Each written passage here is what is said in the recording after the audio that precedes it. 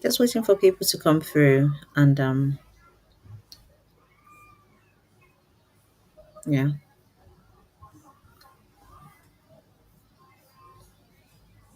Welcome, welcome, welcome to my live.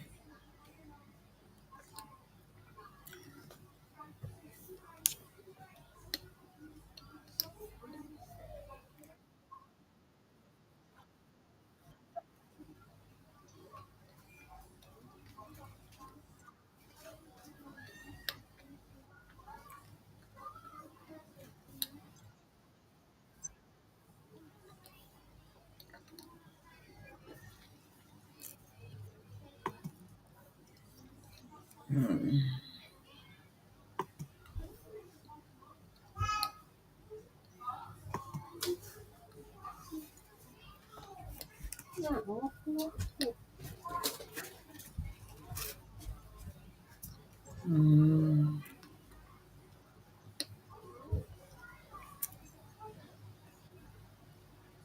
I need to try and share this.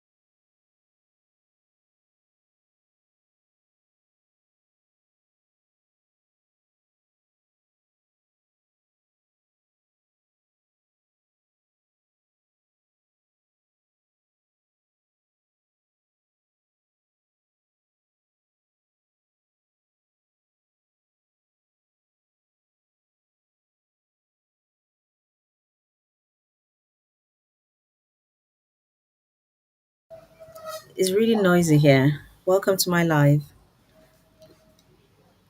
Do you have any questions? Oh, hi Clement. Just can I give you a little idea on band 5 midwifery job? Okay. Yes, I can. Can I know if you can hear me? Let me know if you can hear me, Clement, so I can know. So let me turn off this one here so it's echoing to me. Let me know if you can hear me. Oh, okay, good. Um, Let me know if you can hear me, Clement, because I don't want to start talking without you hearing me.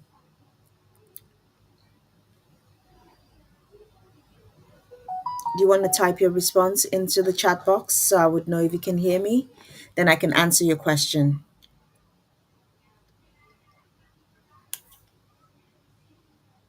Good. Okay.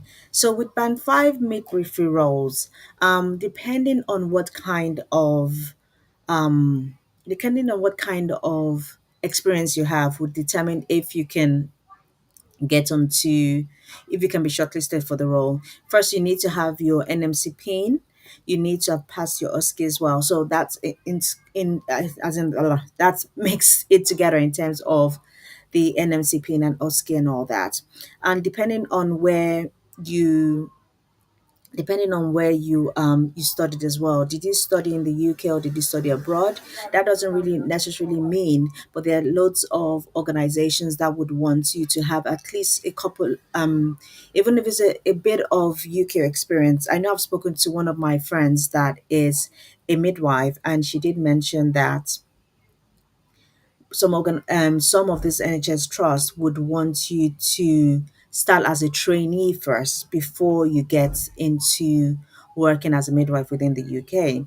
But I know that that's not true in all cases because I've helped someone get a role as a midwife in the NHS, and I'm also currently going through an interview prep with someone else that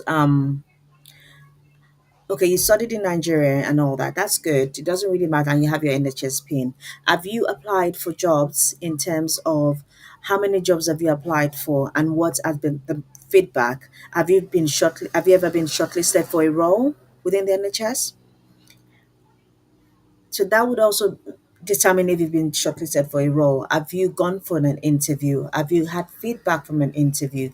What has been your experience with regards to the jobs that you've applied for within the NHS? Have you ever been shortlisted for a role?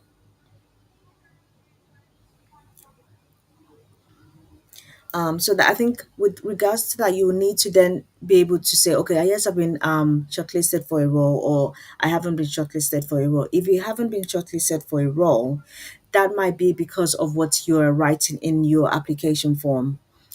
Are you answering the application form? Okay, yes. Yes, I have. So you've been shortlisted for the role. So have you gone for an interview? If you've gone for an interview, which in some cases it's in some cases a good thing, or in most cases actually a good thing, but you need to ensure that you're answering the questions properly. For NHS Fourth Valley, oh, that's good. Congratulations for that. Um, I think with being on YouTube live and all that is very different from when I go on my live on like TikTok or other ones, because then I could have invited you to the room. Can I even invite you to the room? Oh yes, I think I can invite you. Let me try and see if I can invite you into the room so we can discuss this. Let me see if I can invite you. Um, Let me see. Guests can add channels to guests can add channels to the screen. I don't know if I can invite you into the room. I'm just trying to see. Let me see. Plus, it's,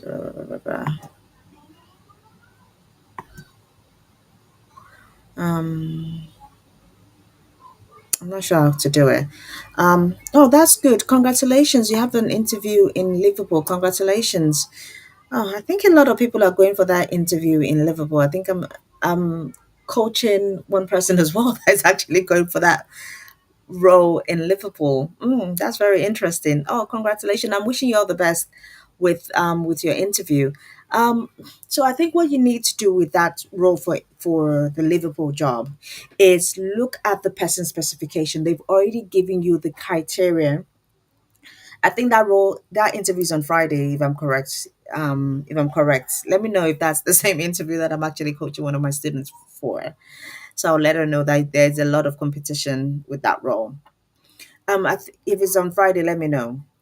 So what I was saying is that with that role, sorry, with going for that role, especially that Liverpool one, if it's that same Liverpool one that I'm thinking about, that the interview is going to be on Friday, is if you look at the person specification, the criteria of what they are looking for has already been spelled out to you in terms of this is what we want you to be able to do in the role. So you need to ensure that you're reading that person specification from front to cover, back to front.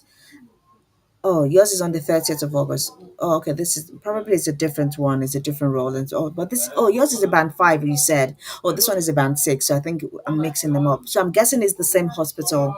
I know they're massively recruiting because I think they're looking for the 66 WTE for that band six role, and I'm not sure how many people they have currently, but I know they're massively recruiting in Liverpool. So you need to ensure that you're looking at the person specification. If it's the Liverpool job description, I think they've done it in a way that tells you what you actually need to focus on in terms of the questions for your interview. So if you look at the person specification, go down to the I think it's the skills section.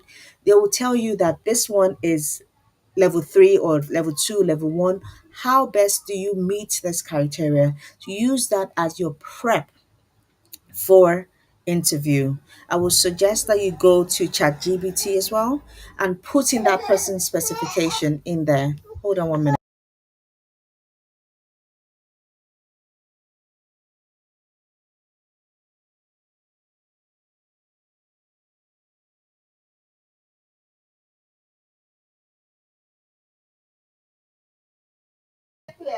Sorry about that. Yeah. So if if it's that role, you need to look at the person specification and dive into it. Use ChatGPT, get that job, download that person specification or job description and put it into ChatGPT and ask ChatGPT to help you craft questions and answers from this job specification and from this job description and person specification.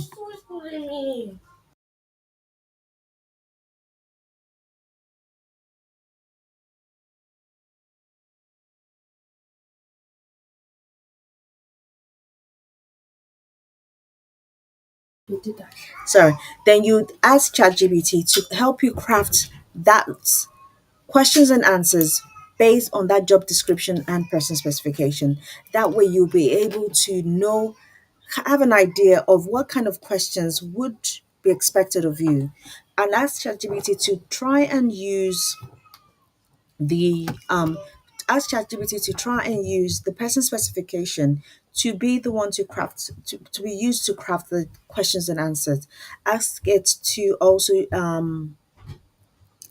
use the star method or the star method to try and answer the questions for you, so at least you have an idea. If you have experience from working abroad, from working in Nigeria, it doesn't matter if you don't have experience working here. Use your experience to answer the questions. So you're going to be using experiences of what you've actually done back in Nigeria and relate it to questions that that have been asked.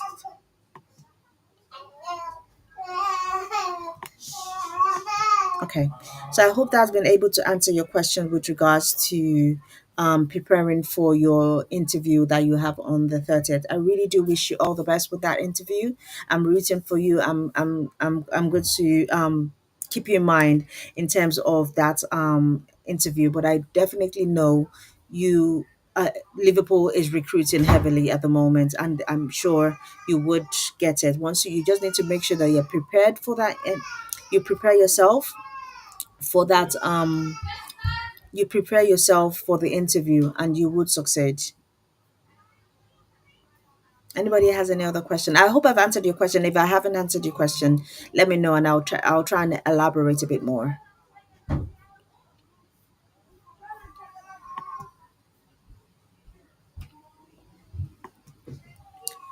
Any more questions?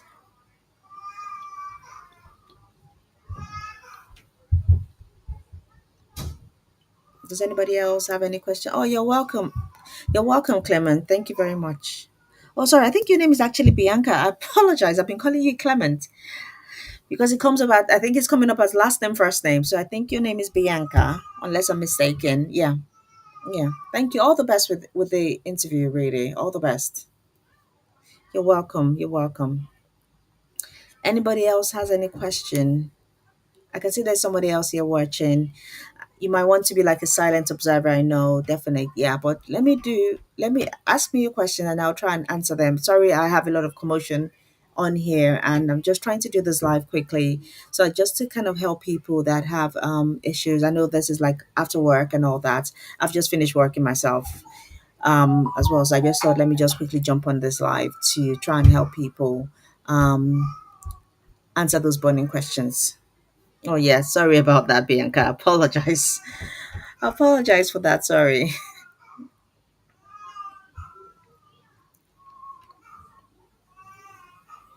So, any more questions? Any more questions from anybody?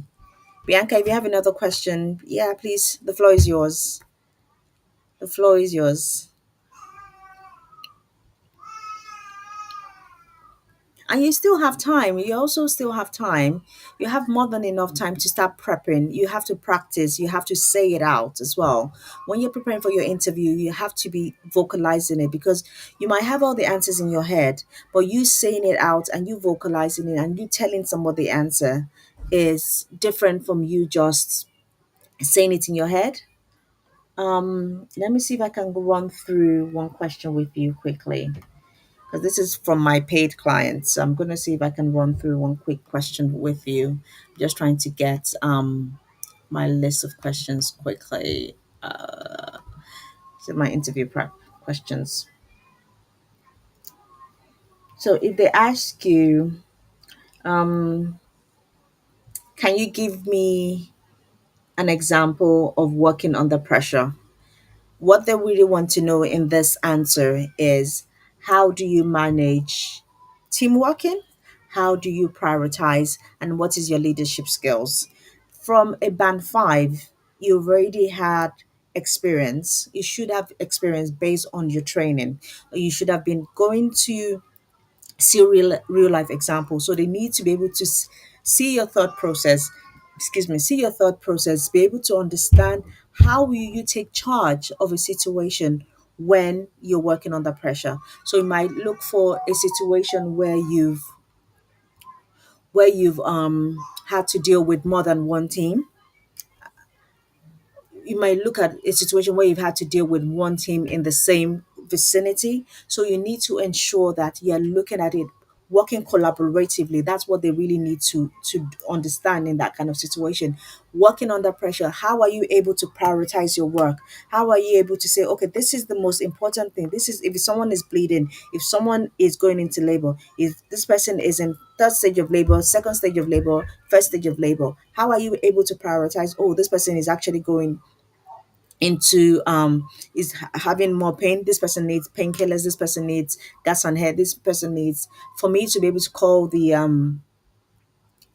team that will give them their epidural and all that. So you need to prioritize, how would I navigate myself around this task? That's what they really want to know. How do you stay sane as well in terms of how do I manage my workload? How do I ensure that everyone that I'm looking after is looked after properly without them falling on the wayside, without me having any issues as well. And also with during working on that pressure, there might be some near misses as well. Also, how are you documenting all these near misses, or how are you documenting what has happened within that say? Well, what is your documentation like and all that? So those are the kind of answers that you need to hear from you. So you need to ensure that these answers are smart, those answers are on with a star approach to be able to know how best to deal with working under pressure. So that's how you need to answer that question. So your interview with NHS Ford was last one, came back unsuccessful. The feedback was I didn't score above and give them the I didn't score above and give them idea to make future reference. I'm not sure if I'm sure because you were typing. And because you were typing, I'm sure that's the reason why you haven't really explained yourself. So I think what you're trying to say, if I can hear you properly, is that you didn't score as high as the other people, and and you didn't give them an above and give them idea to make future reference. So I think what you're trying to say is you didn't score above the other people that came for that job, and give them ideas to make future reference. I'm not sure how that works, but if you didn't score above people that came for that interview, how many roles were they looking to fill in that team?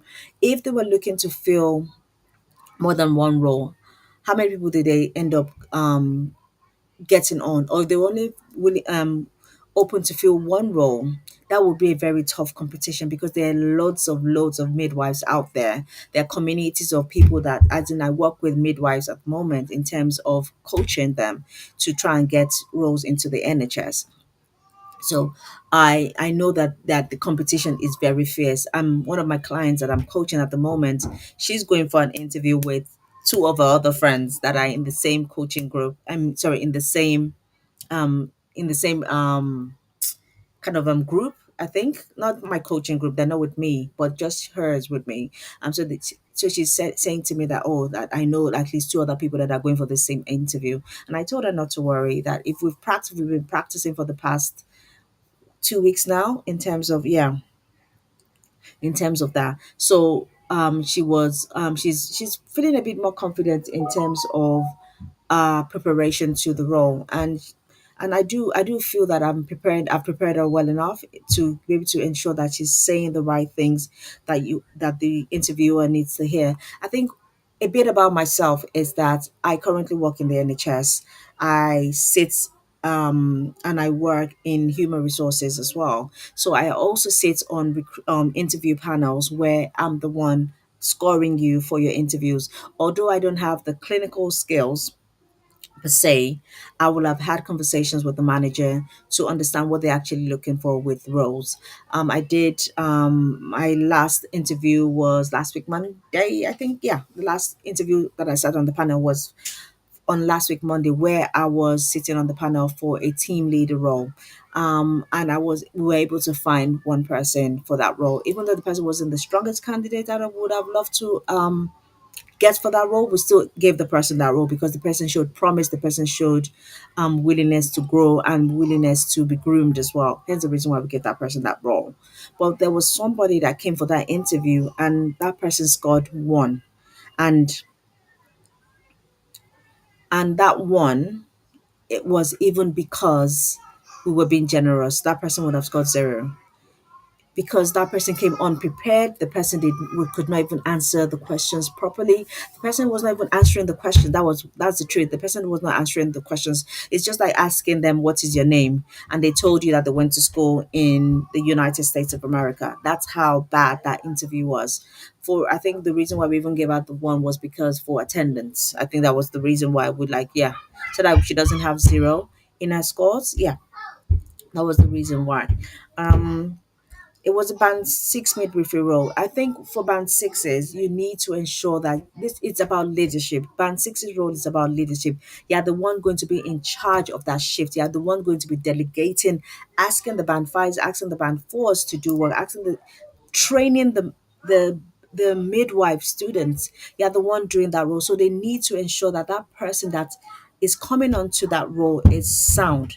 So when you're giving your example, you need to be demonstrating your clinical competence, your risk escalation, your team coordination, your safeguarding, your communication skills, your teaching ability. Those are the kind of things you should have been saying as a band six during that interview. So I'm not sure how you explained yourself during that interview, but you need to ensure that these are the things that you are at the forefront of your mind when you're looking at the person's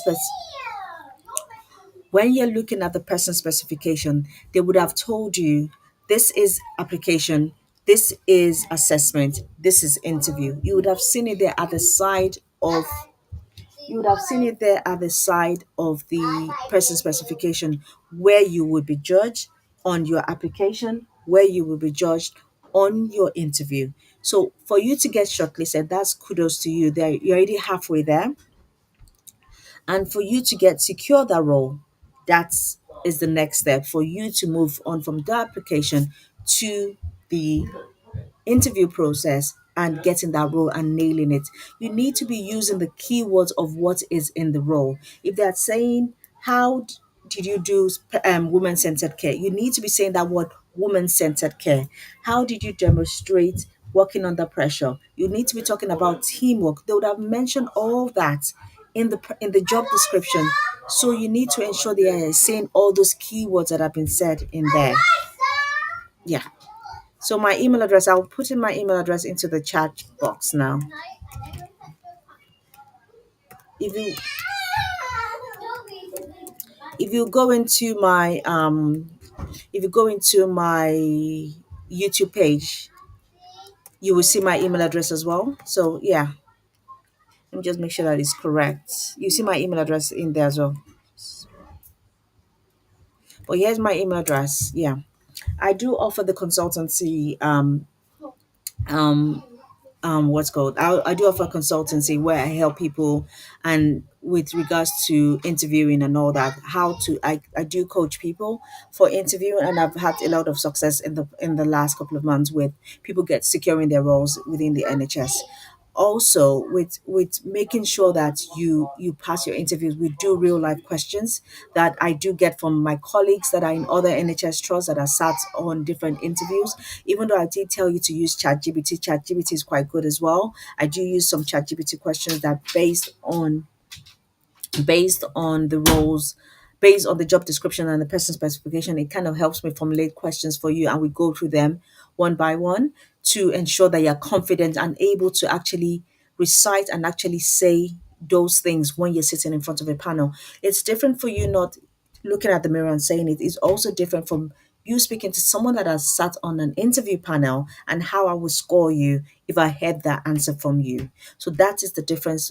That is what I bring to the table when I do offer my coaching services for interview, especially for people that have been able to master writing the perfect NHS application form to get shortlisted for interview. So yes, if you do need me to help you, definitely hit me up in an email, or send me a DM, or send me a message on YouTube, on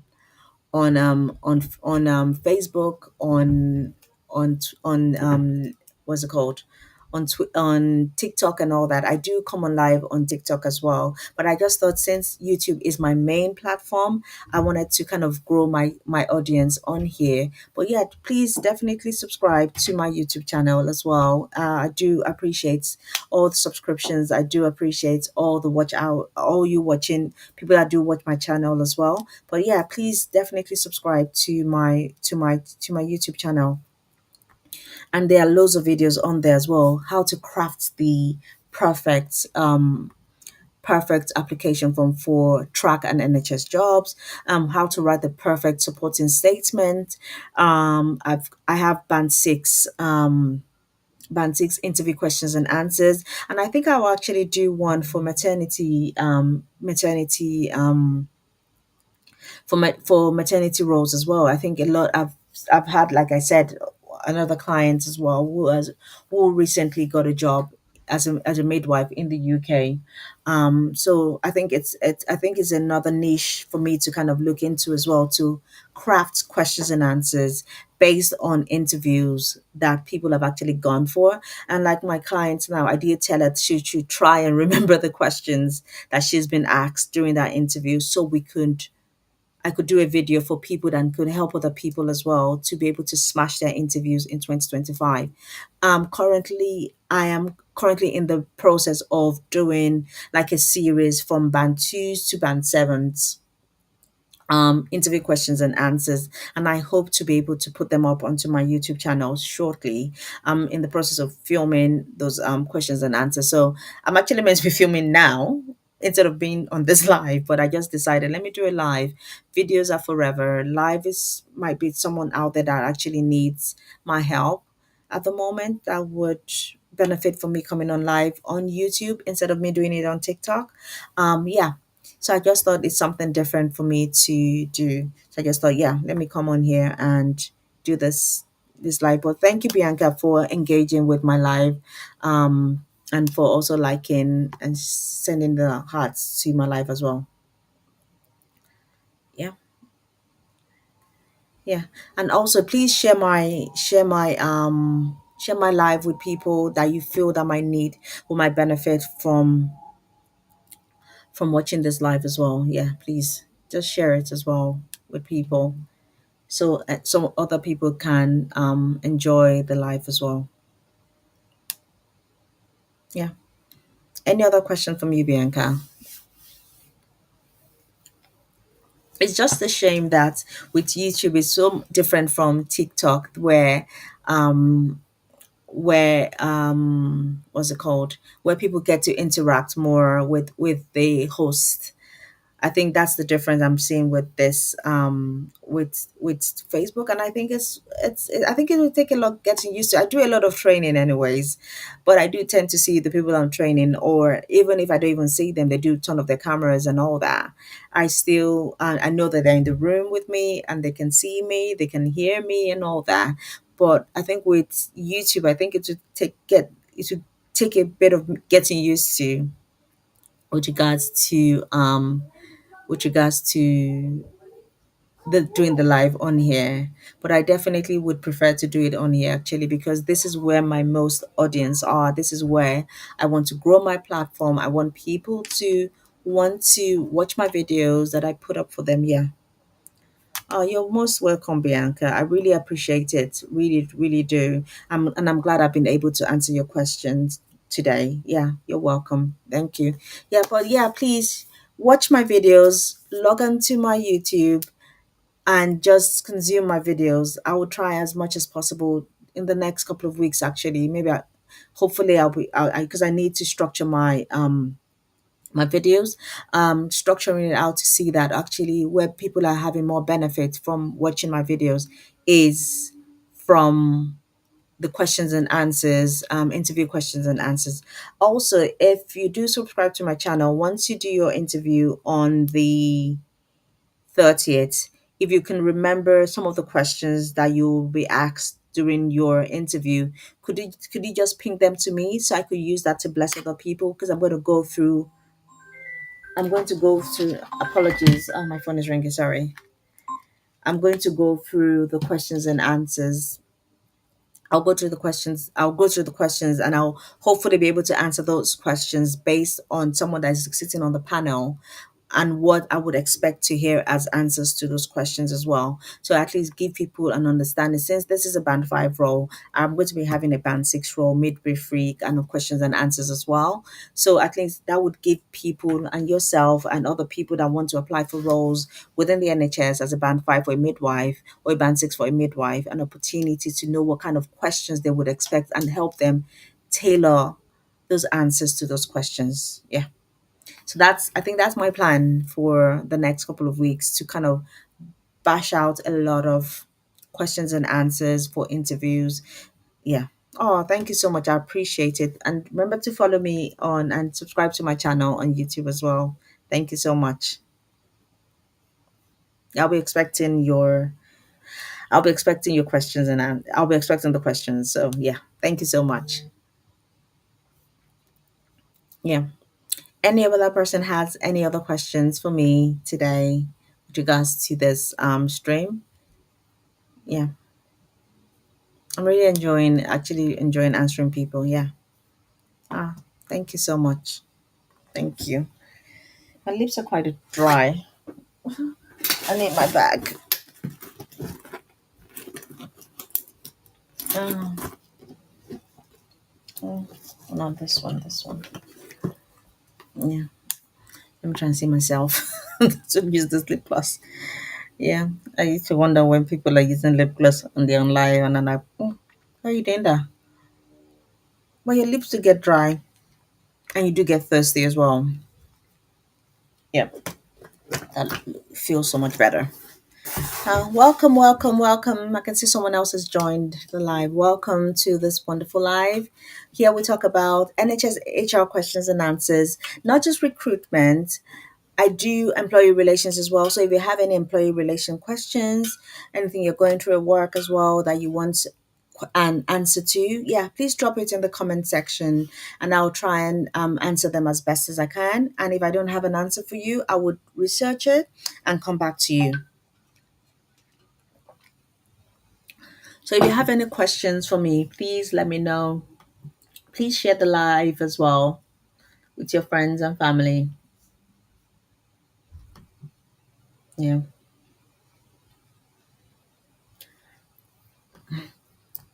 Okay. My client is just cancelled on me, which is a good thing. So I think we have some more time because I was going to have to leave early because I had a client meeting, but she just sent me a message now that she's not going to be available. It's going to be tomorrow. She's stuck somewhere. Yeah, that's fine. No worries. Yeah, so I've just gone back to her to tell her that no worries. Yeah, that's fine. Yeah. Any other person has any question, really? Yeah. Do you have any questions? I think I can be on here longer with you guys today. So let me see if I can share my lives. I'm trying to see if I can share it somewhere else as well. Mm, let me see if I can use my phone to share it. Uh, Hi everyone. Hello, hello. Don't leave. Don't leave. Don't leave. Don't leave, people. Um, I'm in the wrong place. Okay, hold on. I'm trying to find it. Um, okay, that was the wrong one.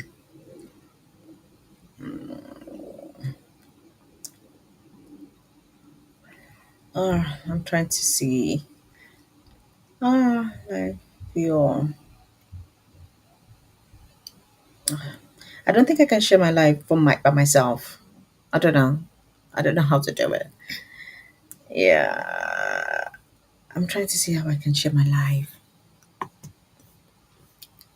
Um, Share. Okay, let's share. I can try and share it on um, copy link. Link copied. Um,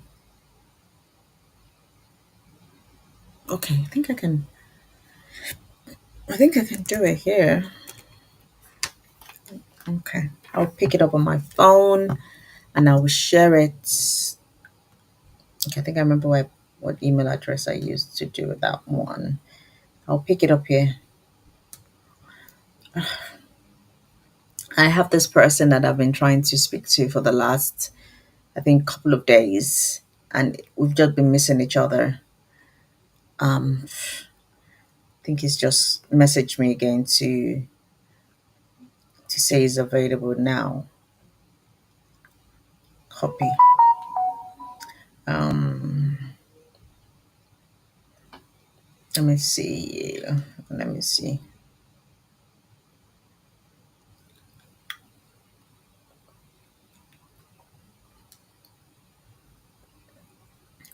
Okay, I'm sharing it in my community now. Just trying to put a lot out there for people.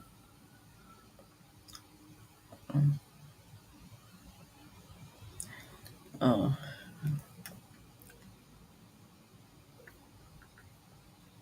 okay.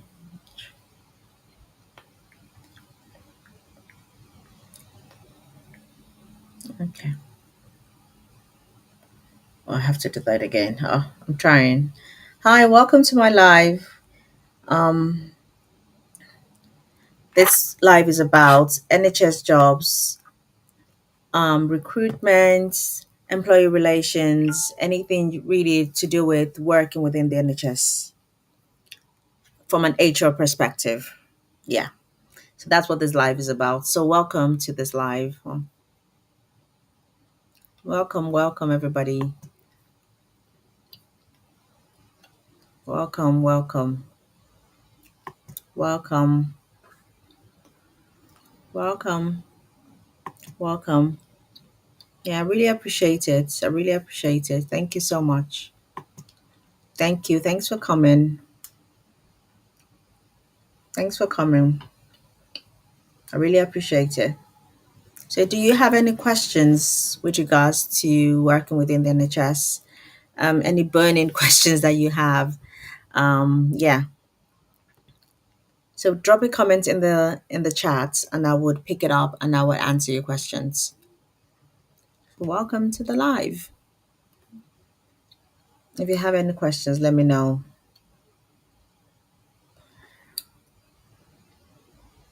Let me know how I can help.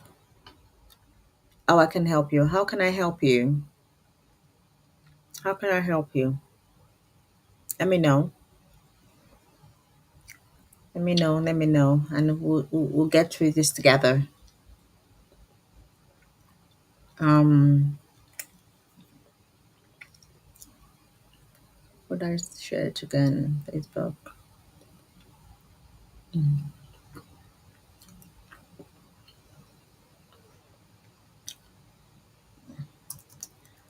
Yeah, updates.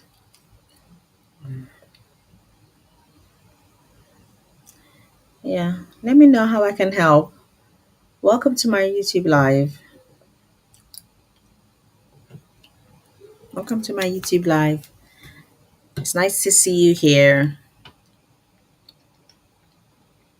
It's nice to see you here.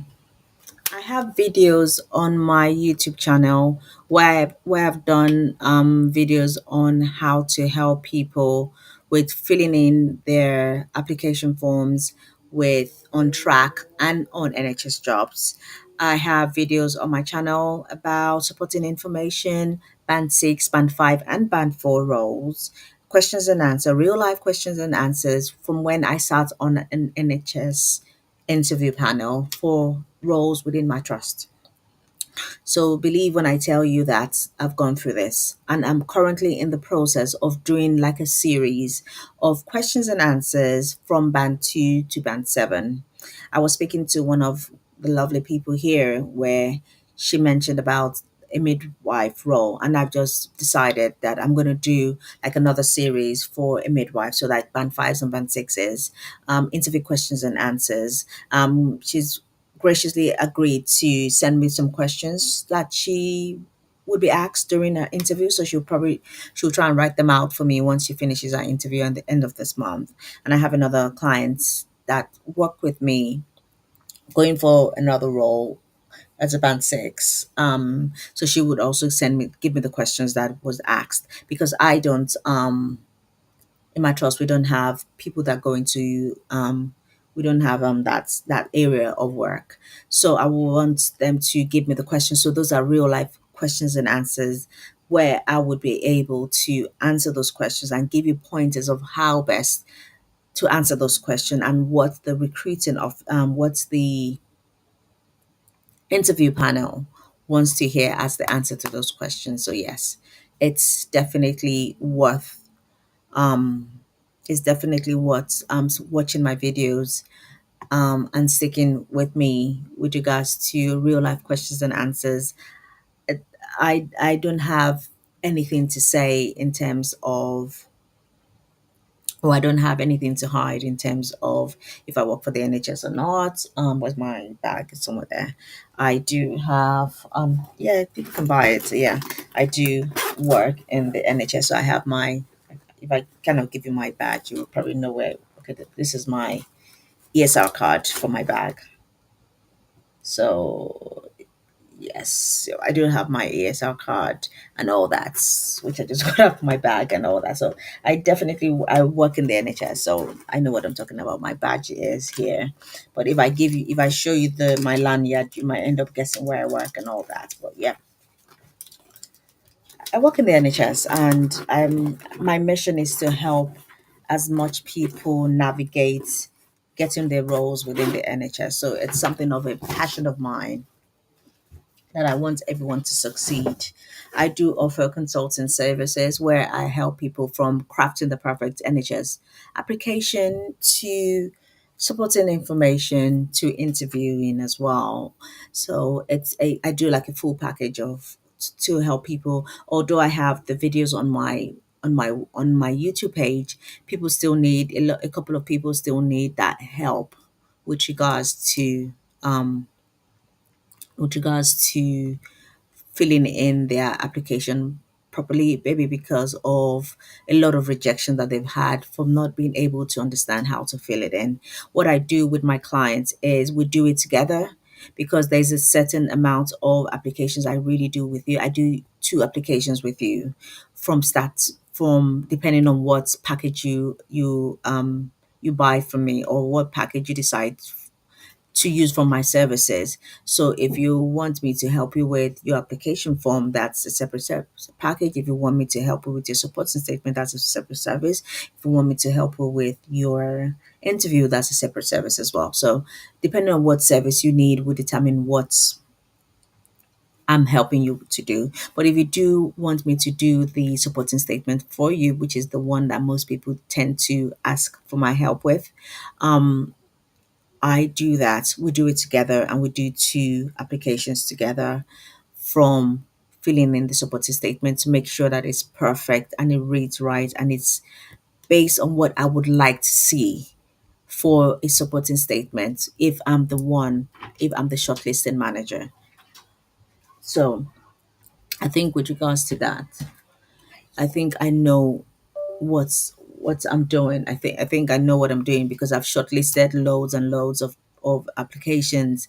I've sat on the interview panel. So definitely I am one to go to with regards to helping you secure that role within the NHS. Yeah. So if you have any question, you that you're watching, please drop it your comments, or if you just want to chill with me and see my face, which is fine.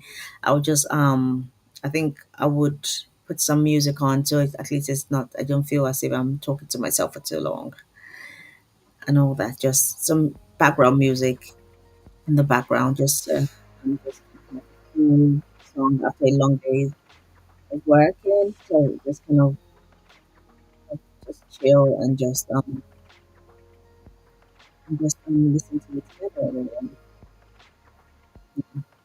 so yeah, let me know um if you need any help with any questions or any answers like that. I'm definitely going to be able to help you. You know,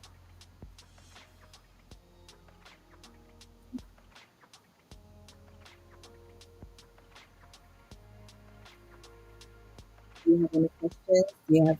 Do you need anything from me with regards to questions and answers and all that?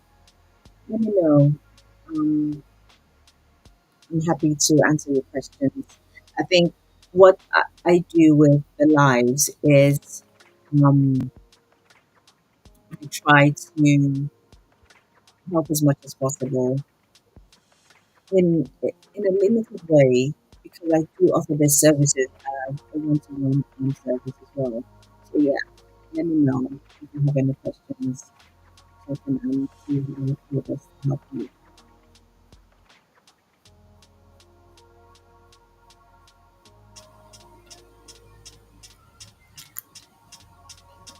Any questions?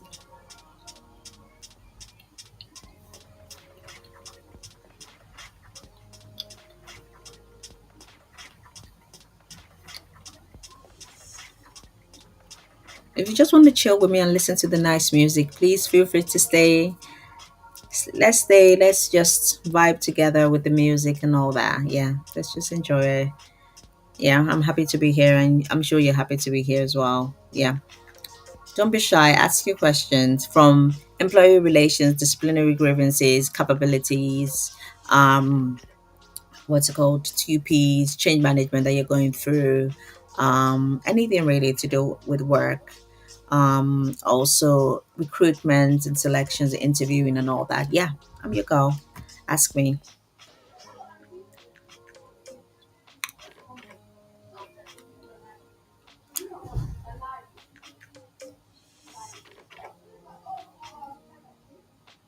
Yeah, let me know if you have any questions. I'll be right back. Just bear with me one moment. I'll be right back.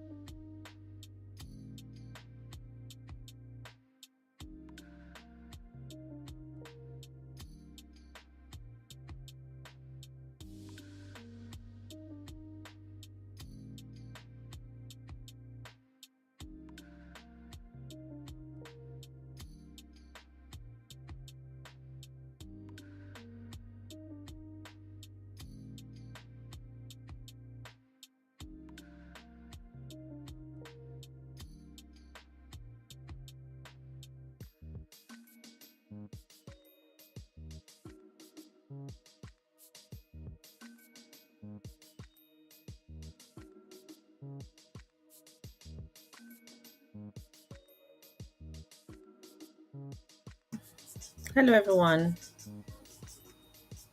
Hi.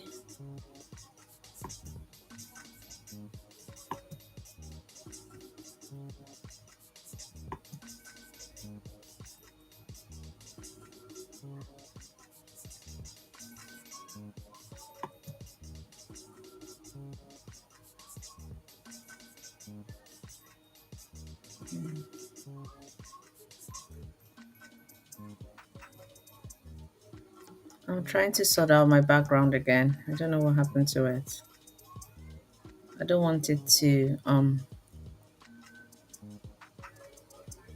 no.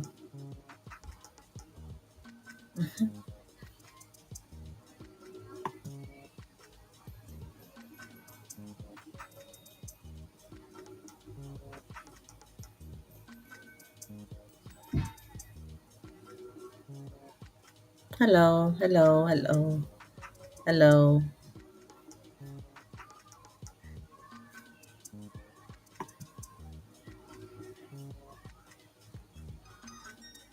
hello,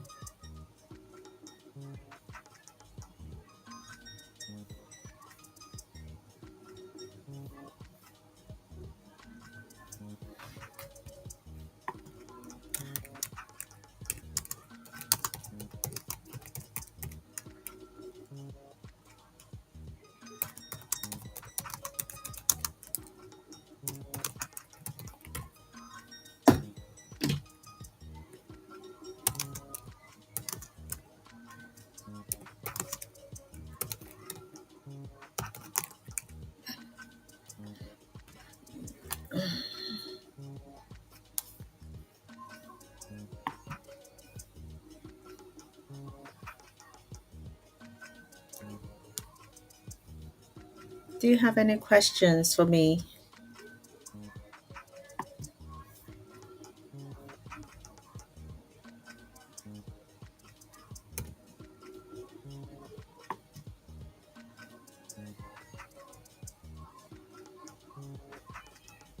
I'm just trying to work out all the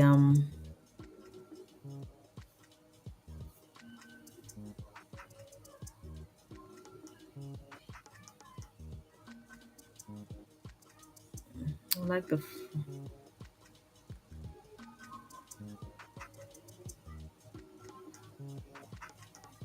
let me see. What's that? Not that.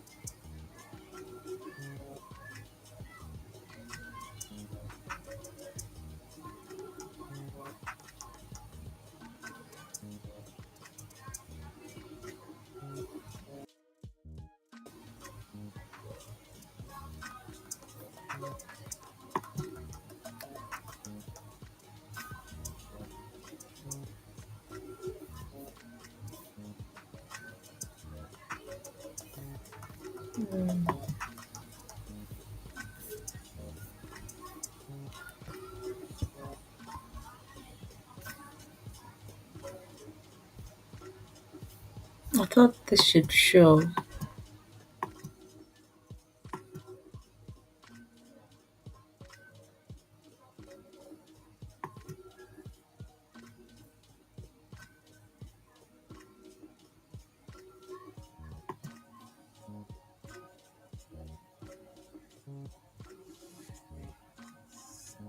Hmm.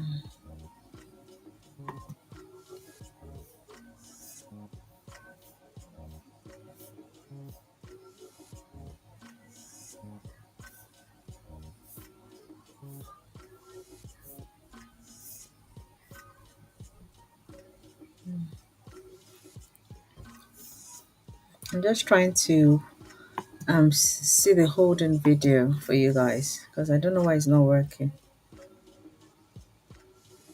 No, not share screen. Oh, I cannot even share my screen. What's this? Presentations, image, extra camera, local video.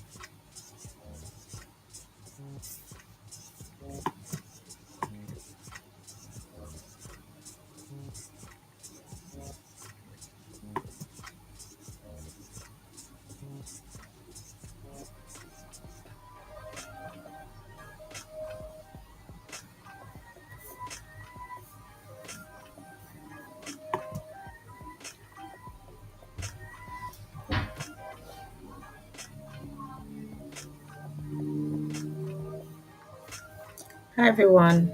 Do you know what?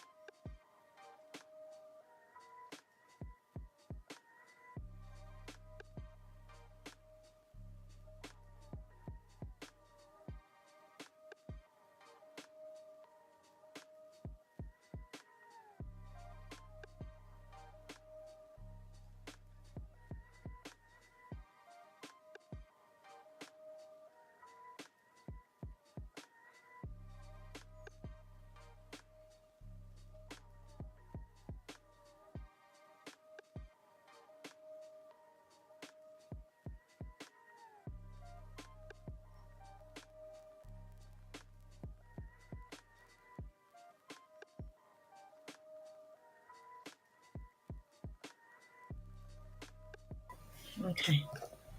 I think I can use the time to make a phone call to my new client. I think so. If anyone has any questions, please let me know.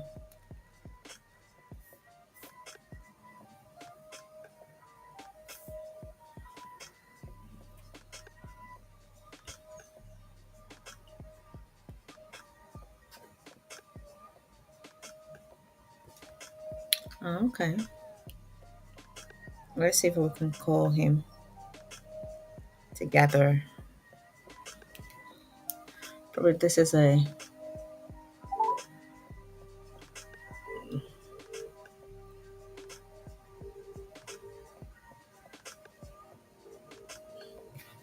we keep missing each other always, and I'm trying to see if I can call him and have like a conversation to kind of let you guys know what kind of things I require.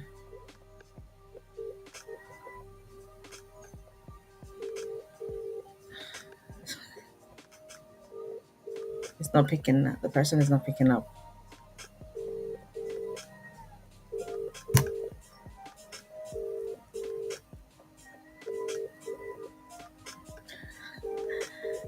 We seem to keep missing each other.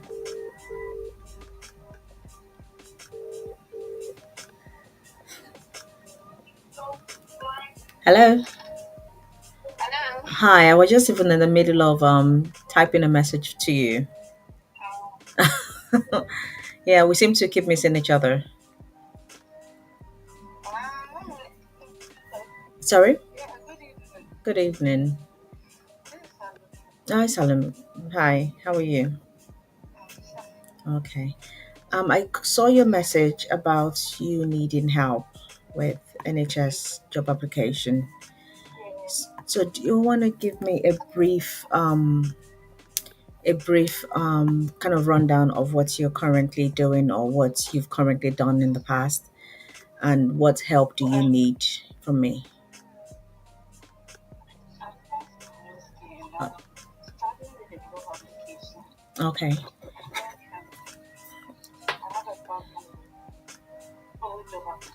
Okay.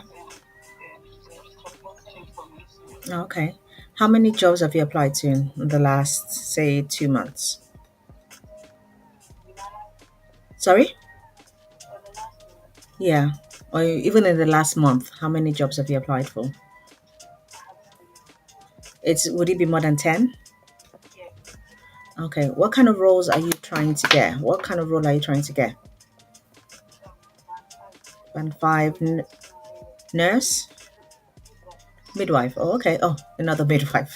Because I currently have a midwife that I'm working with at the moment, and she currently has, I think, two interviews at the moment. So yeah, it's something I can help with.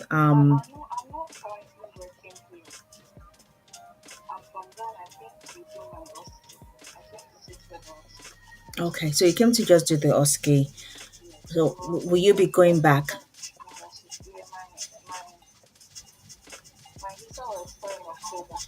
So what do you need help with? So do you want to get a job before you go back in October? Okay. So that means you're going to require sponsorship. Okay. So that's something I can help with. I do, like I said to you prior, I do charge when people come to me one to one to try and ask for my help, and there are different layers of the packages. Okay. Okay, just bear with me one moment. I'll just kind of read out the packages for you, because based on what you're telling me, you need um sorry, you need a different kind of package. Not a different, but kind of a two-layered or three-layered package that you will need. I will send it to you by email, but I also need to tell you. So I want to know, yeah, I want to know if it's something that you'll be able to afford as well. Because if I what's it called, if I send it to you, you might just be quiet if I don't explain what each of that um if I don't explain what each of the costs entails. Okay, just bear with me one moment. Um,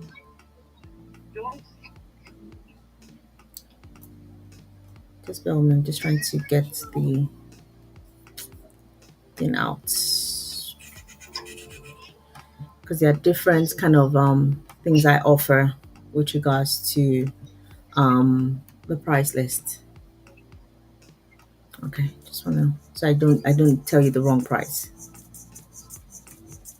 Okay. Um, yeah, just bear with me one moment.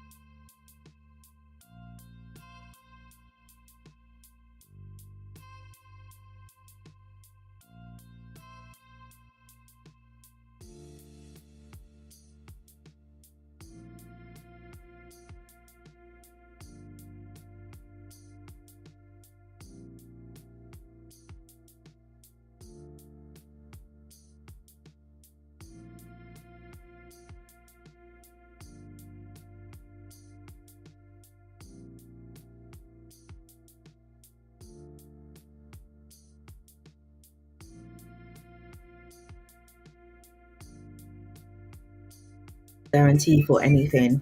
But my role here is for you to be able to get shortlisted and for you to be able to get the job if you do get my services for the interview parts of things. Yeah. So that's what I offer. Sorry, I should have even said this part as well. I currently work in the NHS. I sit on an interview panel as well. I do shortlisting for jobs within the NHS, within my organization. I do shortlisting for jobs, and I also sit on the panel, mark and score people for jobs that they apply for. So I know what I would want to hear from someone sitting in front of me when they do attend an interview. So I'm the best person for you in that kind of situation. I do at least I try and do interviews, or I try they try and drag me to do interviews at least once every week.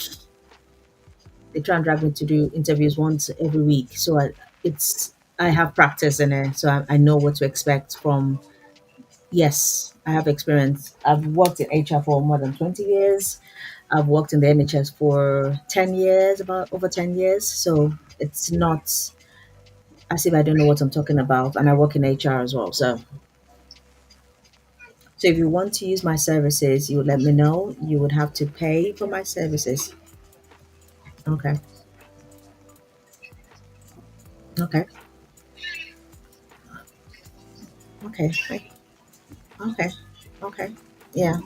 If it's something that you need to, if it's something that you're interested in, please let me know quickly so I would know if I'm going to save a spot for you. If I'm unable, yeah, because apart from you calling me, there I also have to also check my availability as well because I'm helping other people to do this as well. So yeah. So let me know if it's something that you're interested in, and I would. Then we can take it from there. And if I have availability to take you on as my client, I would let you know as well. Okay. Okay. Let me know. Email me. I'll send you the price list now, and email me and let me know. I will take it from there. Okay. Okay. Take care. You're welcome. Bye.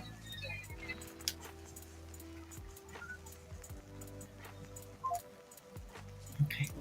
So sorry, I had to mute the conversation with the price list because I think with the price list, people do get worried, or they get it's not that it's expensive. I think you pay for my services, you're paying for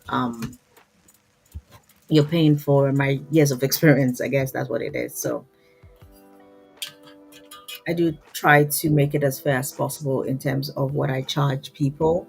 But at the end of the day, as well, this is a business for me, and I need to ensure that I'm marketing myself to the right people there. She did ask me if I guarantee that she's going to get a job, but I did say to her that there isn't any guarantees in life. I can prepare you, I can coach you for interviews, especially, but I wouldn't be sitting there with you during your interview to be able to say, oh, excuse me, for me to be there with you on that day to say, oh yeah, you were saying it correctly, or you use all the right words that we said in the interview. And also, I think with interviewing as well, I think I've done an interview. I've been on the panel where the caliber of people that came for that role was so high. It was so difficult for us to be able to pick the candidates on that day. We had to kind of weigh it up a lot. It took us 2 days to be able to pick the right candidate. I know we were putting a lot of people on, as in waiting for a lot of people were waiting for us to make that decision, but it did take us 2 days for us to be able to make up our minds with regards to the candidate because the scoring was very similar in terms of looking at it. Everybody, I think the score was 35 over 40, and were people that were getting 35. I think about three people got 35. Then we then had to go back in again to look at, oh, okay, based on how this person answered the question and the thought process and all that. Okay, then we had to then start cutting marks and all that till we finally got to the right person because we only had one spot and we had three people that had the same scoring. So we had to do with in terms of going back to look at the application form, going back to look at the supporting statement, going back to look at the scoring on that day as well to be able to then pick the right candidate. So it's a lot of work for recruiting managers, in people sitting on the panel, because I feel as if we're holding their lives in our hands, and I don't like making the wrong decisions. I've also gone for interviews myself where I haven't gotten the job, and I do understand the immense pressure that the people on the panel feel, and this, the immense sense of responsibility that the people that are sitting on that panel feel as well. So it's always a situation of, are you making the right decision? Are you ensuring that it's the right person that has been employed? And I think my joy when I do see people that I've been on their panel on thriving at work. There is one lady that I would never forget. I love her so much. She has gone from a band 4 to a band 6 now in the space of 2 years, and she's just a joy to work with. I think when I look at her and you're like, oh, I was part of your story, I was part of your life. And I think with a lot of other people, they, I don't know why she just stands out for me in terms of, she was hungry. She really wanted the job. She really wanted to progress. The way she articulated herself during that interview, you will feel that I needed to give her the job. Even before she even left, I was like, yep, she is going to be the one I'm going to give this job to. I wasn't the only one on the panel, but I already had that sense. And I did say to them, the rest of the, I'm like, look, this girl is 5/5. She got perfect scores for me when I did that interview, and she is thriving. I think she's the only person I've ever given perfect score to. And she's still with us in our organization now. And she's thriving. She's an excellent communicator. She's an excellent teacher as well, helping all the newly qualified nurses to thrive in their role.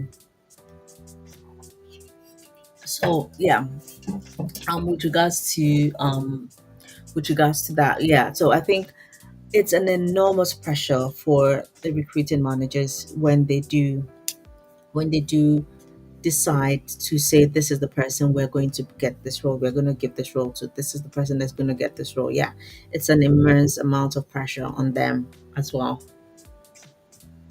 It's an immense amount of pressure on them.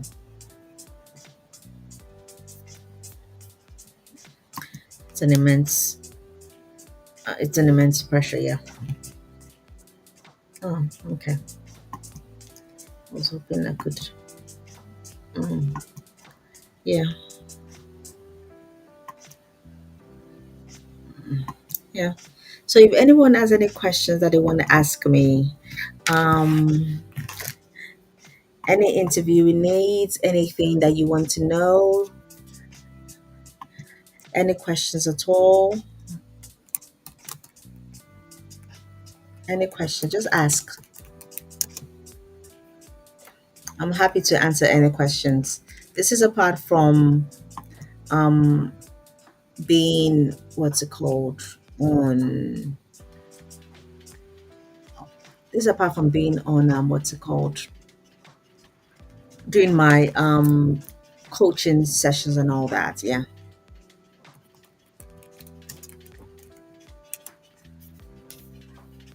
I'll be happy to answer questions that relate to HR. Oh, that was an accident. It's to HR. You just put questions that relate to HR.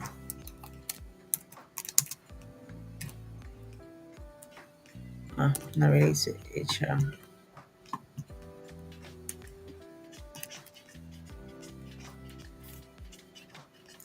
I can't even type. I've been typing all day. Relates to HR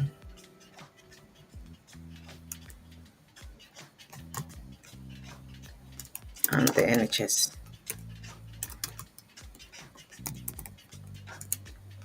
I hope you're enjoying the music as well.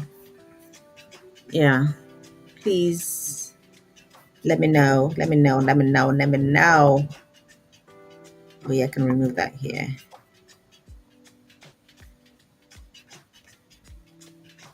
Oh, I deleted the wrong thing. Oh,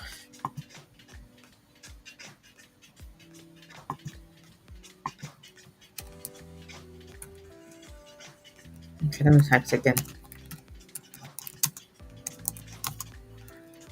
8 to HR and the NHS jobs slash track employee relations queries as well. Employee relations queries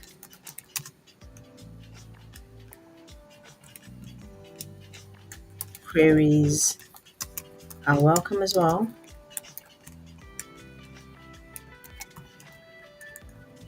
So from grievances to disciplinaries, capability, and change management. Did I write? Oh, I didn't spell change properly. Oh no, oh, I can't be able to write it again. I'm sorry. Yeah, so if you have any questions, let me know. I did.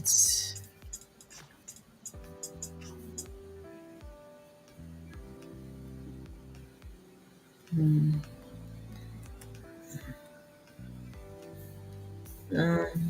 Let's do education.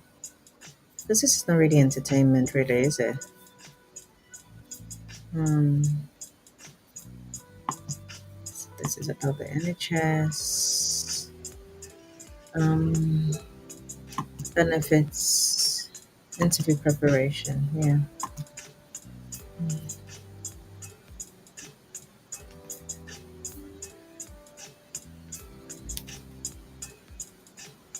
Yeah.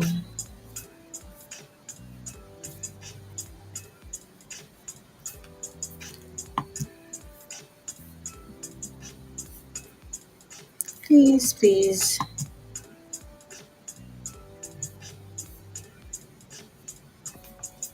everyone. Do you want to know anything really? Let me help you with your NHS application.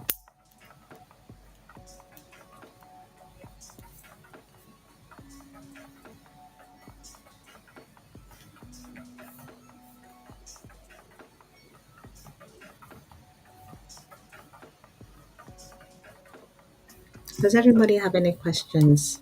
I think I need to have some dinner actually. I don't know if I should eat with you guys. Let me find out. Don't know, can I? Yeah, let's see. Let's see. Let's see.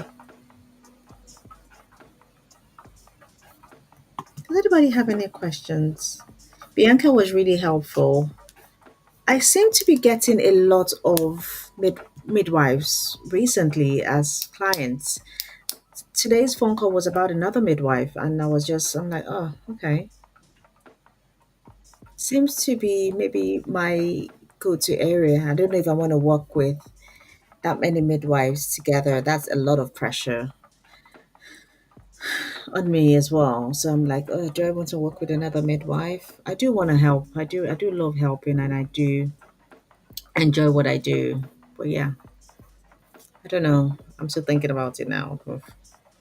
Yeah, let's see if she comes back because I know the price sometimes scare people away, but I know people that have used my services, they have benefited from it immensely from not even being shortlisted for one job. I haven't applied for more than, I think she's done more than 40 applications in the past, to her now getting shortlisted, getting interviews. I think since she started working with me, she's had 3 interviews. The first one didn't go so great because it wasn't what she really wanted. And sometimes it's always good to know what you want. Sometimes you waited this long, get what you want. Sometimes you need to ensure you have contentment as well. And she's going for another one on Friday, and then she's going for another one next week as well. And it's just been, and she hasn't started working with me for that long. So sometimes with regards to these roles as well, sometimes it does take them a while to shortlist and the interview dates as well. So based on people's calendars and diaries as well, that would determine how quickly that process goes. Yeah, yeah. So let me know if you need any help. Yeah, I would. I think I should take a bit of a break, maybe in 4 minutes. We've been here for like 2 hours. We can take a bit of a break and just see how it goes. Yeah.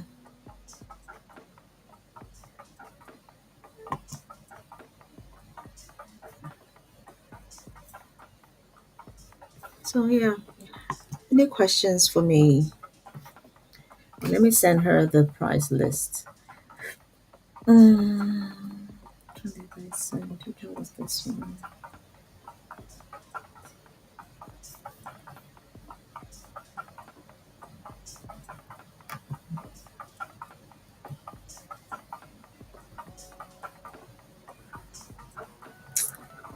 Goodness, why can't I see this? Okay.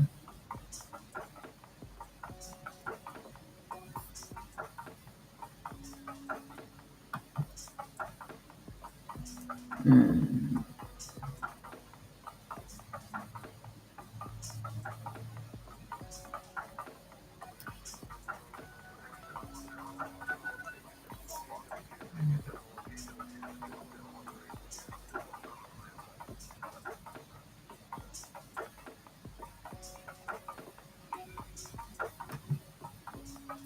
I don't know what this one is.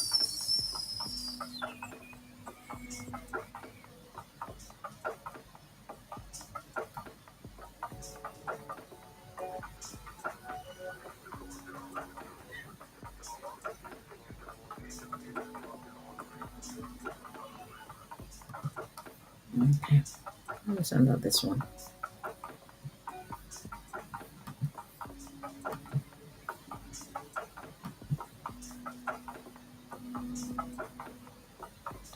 Yeah. So, do you have any questions? I really wanted to ask me a question.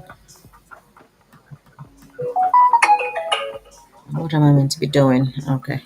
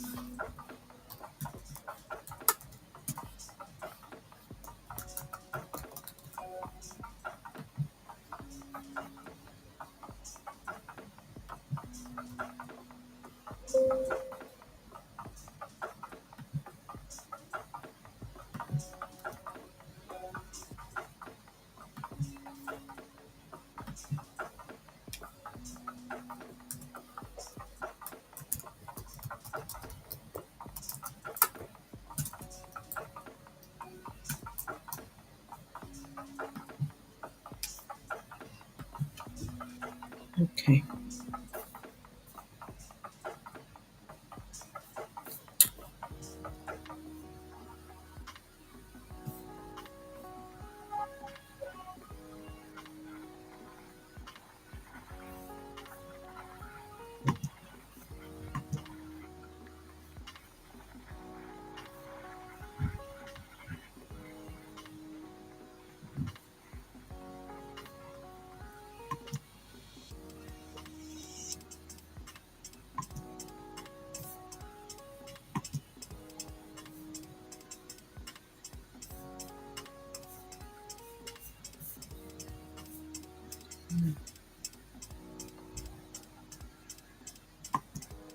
Okay. Let me just take a quick break.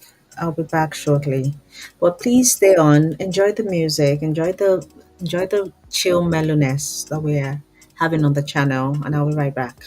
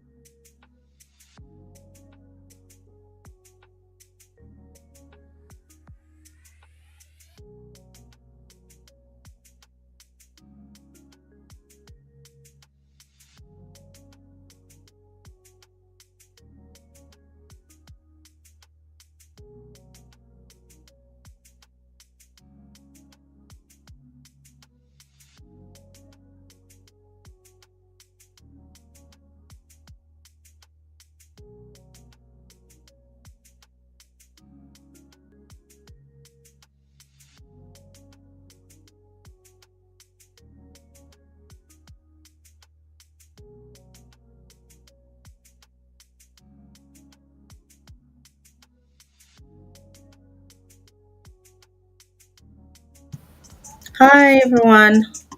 So sorry that break took so long. You can. She's not going. Mommy, let me even this. Out. Okay, I'm gonna.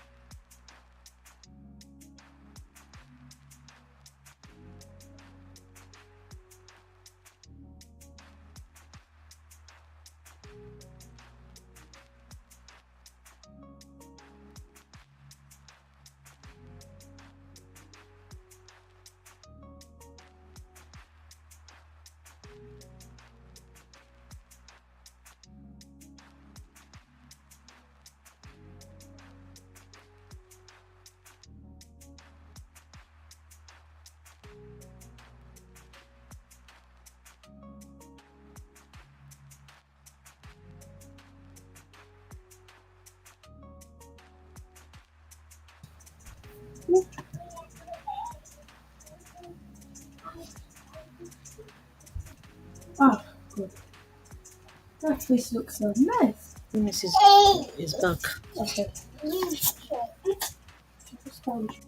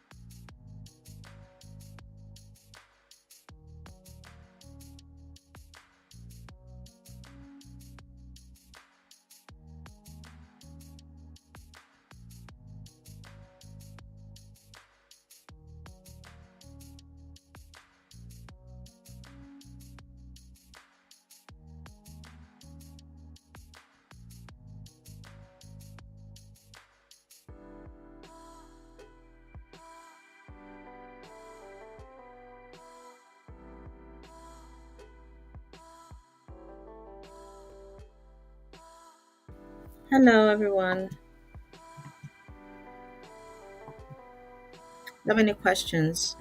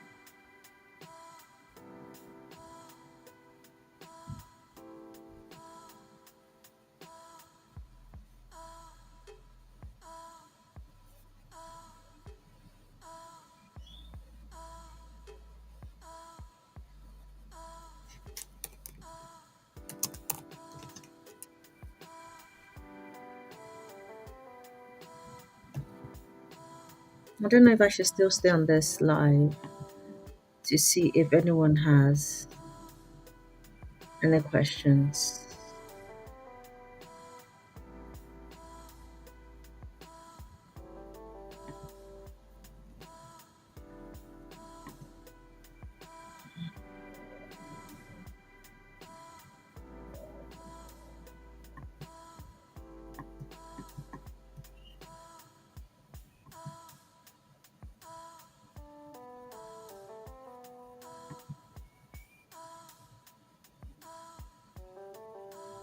Let's see.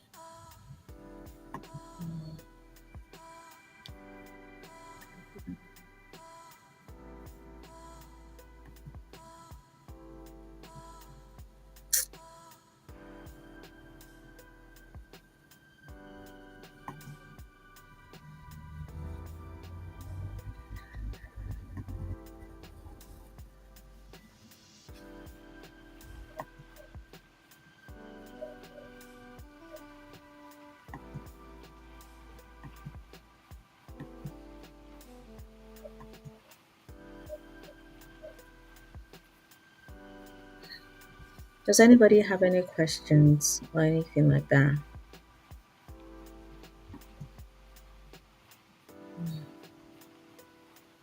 Are you enjoying the song? Maybe I should go on actually TikTok live actually as well.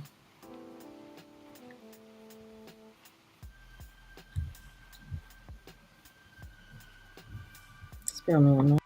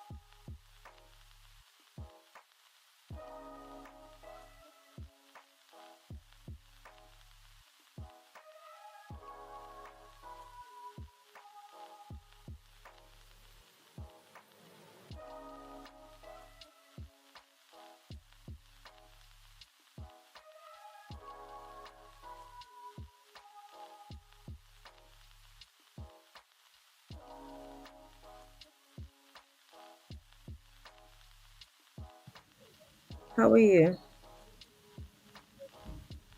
How is the new role going? Oh, good. Good to hear. Good to hear. How is your new job? I can imagine new roles is always like a new learning curve, as if you don't even know what you're doing as well. But yeah, I'm glad. I'm glad. Busy but fine. I'm glad. I'm glad to hear that. I'm glad to hear that.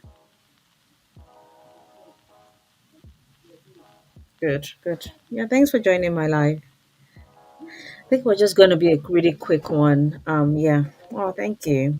Just going to be a really quick one. I just wanted to just come on here and just um speak to people with regards to what I've been seeing in interviews recently and how people are not preparing for their interviews and what is making them fall short of it. So I think yeah,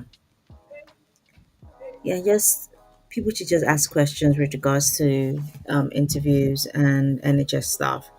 I think with the NHS interviews, people need to realize that you are in a race with a lot of other people.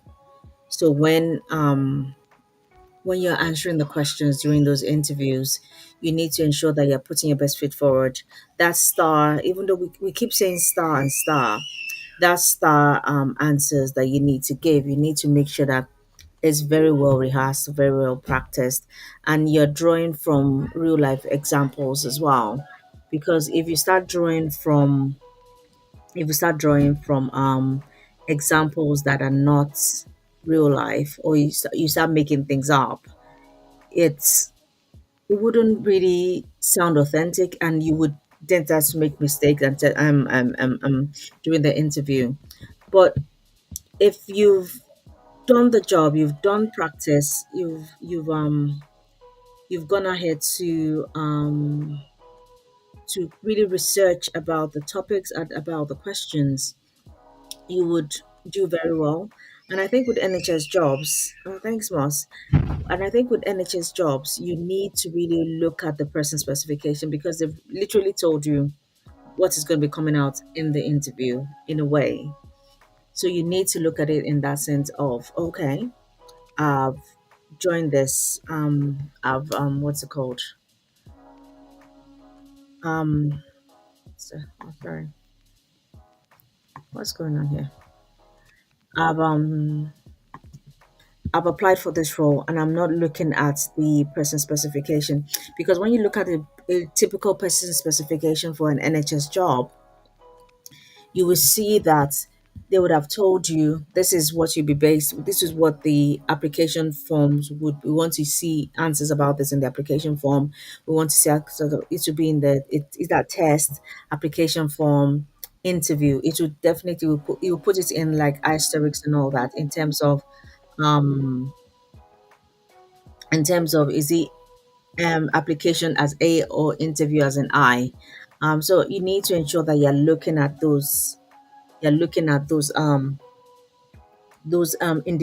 in the application forms, or sorry, in the job description and the person specification. So yeah, there are so many ways of you ensuring that you are the right person during the interview. So when you practice, you need to also practice. You need to practice, and practice what you're going to say. You might have the right answers and know the right things to say, but you need, excuse me, you need to practice what you're going to say. You need to look at it in terms of I'm practicing. I need to ensure that I'm sounding confident. I need to ensure that I have all my examples and all the things I need to say. All the things I need to say, I need to ensure that I've said it properly and all that. So yeah, please, yeah, please share the live, like the live as well to ensure that it's being seen by loads of people. And if you have any questions, please ask, and I'll try and get back to you almost immediately here. Because I just came here quickly to just kind of put that out there because when I do help my clients to do interview preparation, I do try and ensure that I'm telling them about preparing properly for their interview and ensuring that they're saying the right things. So I'm going to be there with you talking about, we'll go through sample questions and I'll kind of mark it as if I'm interviewing you.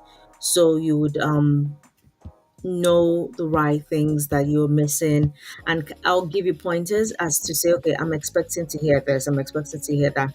You might think that because I don't have healthcare or any health kind of qualification, but because I've sat in so many panels, I know what I want to hear. I know what should the answer should entail, because we do have parameters of what um we do have kind of like parameters of what answers should be said, in terms of these are the key things that what I want to hear from this question is this. So prior to us going for that interview and sitting on the panel, we would have met with the interviewing the recruiting manager, and they would have said, oh, this is what I want to hear from this one, this is what I want to hear from the answer from this one, and all that. So yeah, definitely. Please like the live, share it with people so that people can come and find out that I'm on live at the moment as well. I know people that are coming in and out of my live and all, but yeah, share it. This is about the NHS. So if it's not for you, yeah, you're free to swipe away from this live. But yeah, I would definitely want you to please share the live, like the live and all, and let's get more people into the room with us. Yeah, I did say I don't really like doing lip gloss when I'm on live and all, but yeah, my lips are really dry. I think I've already said that before when I was doing a live on YouTube.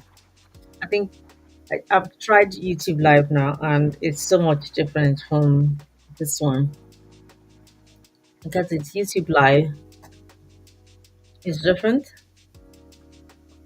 and at least I can invite you to the room in this one, but with live streaming in YouTube, you can't invite people to the room. They can just ask questions and all that. But yeah, like my life.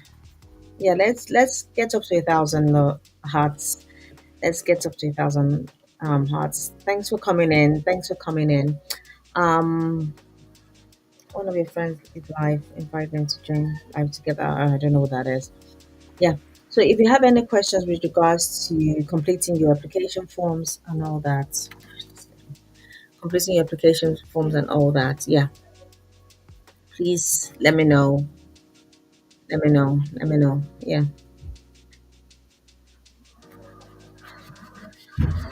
Let me know if you have any questions. Thanks for the hearts. Thanks for the hearts. Thank you. Thank you. Thank you. Thank you. Who liked it? Our Zoo. Thank you for liking my live. I appreciate it. Thanks for the love. Thanks for the love. Thanks for the love. If you're still in here, that means you're interested in my live. Do you have any questions about completing your application form? Do you have any questions with regards to what's it called? Interviews. I think I really want to do interviews really, and just kind of bash out some questions with regards to interview. What is expected? I've realized that in the last couple of weeks, I've had a couple of clients that are in the maternity area of nursing, and they tend to find me a bit. So I'm just I think I have two clients now that are doing maternity, that have maternity roles that they're applying for. Yeah. Yeah. Our zoo. And I've completed some forms and I've been called for interview, but I haven't passed any. Oh, that's good. Congratulations for at least getting through to the interview stage. I think with interviews, it's very tricky and knowing how to answer those questions properly. I was trying to explain to someone. Hold on. I was trying to explain to someone that I was trying to explain to someone that with interviews, depending on the caliber of people that came on that day, will determine if you are if you are the best candidate or not. I think it's always a pick of the bunch during that day, during that interview day, and all that. So if it happens that you have really strong participants during your interview, you would need to raise up the bar, but you wouldn't know how strong they are until after the interview and you're not the one that got the job. So what I would always say to people is put on your A game when you're going for interviews. Ensure that you've practiced properly. Use the job description, use the person specification to answer those questions. Yeah. Um Yeah, I think that's the only thing you can do. You need to keep practicing. I do offer one-to-one coaching with regards to interview. If it's something that you're interested in, please send me a DM and we can start from there. I do charge for the service and all that, yes. But I can assure you that by the time we go through questions and answers, you would be able to see where you're falling short when you're answering those questions, because I've been on the panel and I know what you should be saying for some certain questions, what I'm expecting to hear for some certain questions. So definitely, please, please, if you want to succeed, yeah, come and join my team,